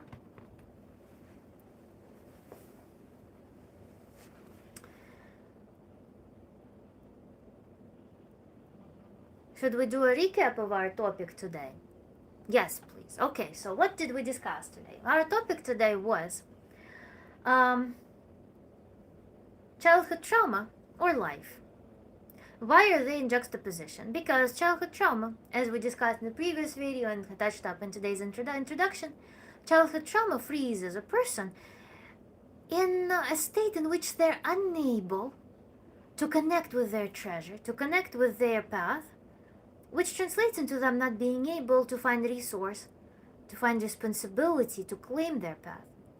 They always feel like they need to fall back on some authority because they were trained through childhood experiences, they were trained that it's unsafe to express their will. It's not safe to do things. It's not safe to exercise different parts of your personality. So they're unable to take responsibility for living their life. It's scary. They want authority. They want authority for a good reason. They were suppressed into that. They perhaps were violently pressed into the environment in which they could not exercise having boundaries, expressing their will, expressing their desires. So now they grow up 30, 40 years old, maybe 20 if they're lucky, maybe at 20 they realize that they've been molding themselves to something that doesn't fit them. Manifesting through pain, manifesting through mental pain, through feeling personal crisis like I don't live my life, or eventually through physical pain, because life is stressful, life is very hard, you're molding yourself to something that's not yourself, over and over and over and over, in scenarios that are not your life. Painful, tired, fatiguing, body rebels, mind rebels. What to do? The person comes to a conclusion that they either need to do something, or they will forever feel this numbness. Or they go and they discover, they basically swap the authority to some deity, to something external that may give them the replacement for the internal meaning, for the internal aspirations. They look for this new authority, perhaps. Maybe they settle for the idea that after-death experiences will probably be fulfilling after all. So that's where this life crisis can bring them. Or it can open their eyes to the possibility of embracing their path. I don't need, in fact, if I agree to not rely on my parents for validating me anymore, if I realize that, I can make anything out of my life with my resources. Like I have resources. If I claim my treasure, if I withdraw my treasure from every dysfunctional system and connect with it and start working on my path, this is where I can actually experience something different perhaps. This is where people may start living their life when they claim the treasure and they start walking their path, understanding that my parents will never give me what I crave. My parents will never give me validation. I have concept about my parents. My parents have concept about me. We don't even necessarily connect with each other. All it was all along was resource that we were sharing. My treasure was in somebody else's hands. It just belonged to feed some system in which I was irrelevant. I will withdraw my treasure. I will connect with it. I will start actually connecting with my body. I will start exiting the cycles that just pump my energy for no good reasons. And I will start embracing how it is to enjoy life. To give me some guide for how to use this treasure. And I will start walking this path with full responsibility. I will myself claim it without any authority present. So that's today what we discussed from the main topic. And then we kind of quickly turned into discussion of the particular cases that people were bringing up. So I guess this topic will have to move on to our next stream. What to actually do with that treasure and how to work with it. Or perhaps we'll work on it some other time. Another, by the way, important thought in that thing was, I don't remember if I touched up on that. I think I did. An important thought was, when you find yourself in the position that your life is dissatisfying, you don't know what you want to be doing even.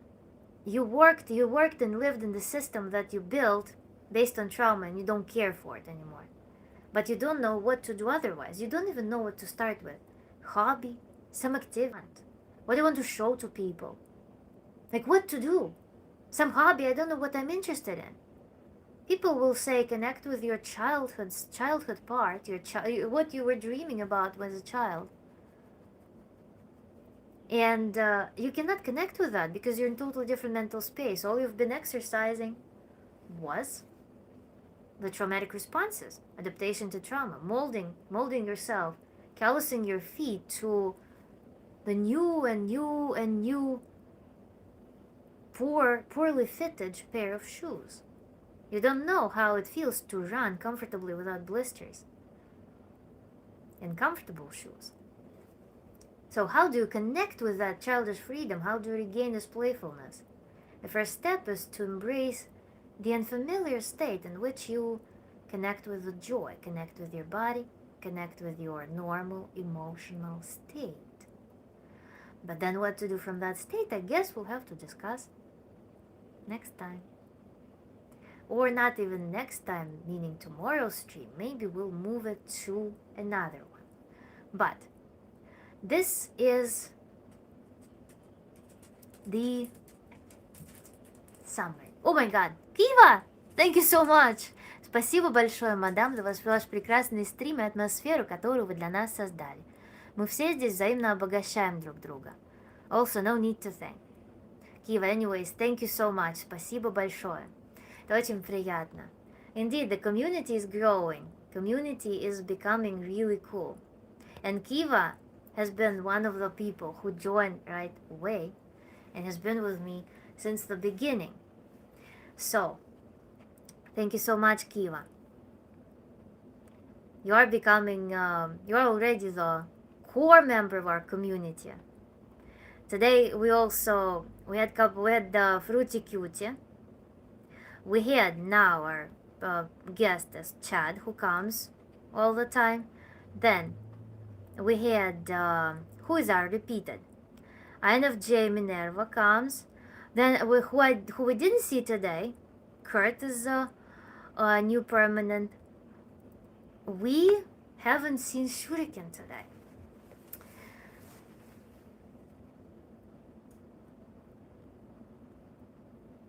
But as we grow, we will be having more and more permanent people. And somebody asked about Discord.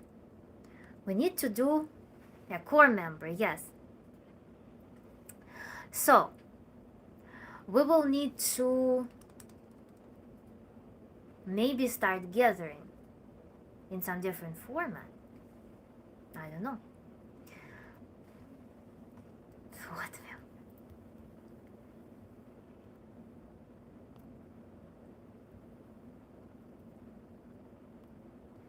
Thank you so much, everyone. And I hope new people got the idea of what we do here. And I will wait for you all tomorrow to recap that. We're meeting on Tuesdays, Wednesdays, Thursdays, and Fridays, 5 p.m. New York time. If some changes arise, I usually post. So if you're subscribed, you will see the news and updates. So, thank you, everyone. Thank you for participation. Thank you for your questions. And if you have any questions remaining on this topic or even any topic, please drop them in the comments when this live stream posts, okay? And then we can discuss, and we can start with that tomorrow. Because as our community grows, we have more interactive work, which is super fun. Now we're on our whiteboard. And so bring your questions in advance. If they're in advance, it will be even easier, because I can announce them right away and people will know what we're talking about. So, everyone, bye-bye. Kiva, thanks a lot. And everyone who contributed today, thank you guys so much. Cyrillic, it's called. I'm going to have joined Radio Star. Thank you. More community members, yes. That's going to be fun, guys. So thank you, and I'm unplugging, guys. See you tomorrow. Drop the comments. Bye-bye. Обнимашки.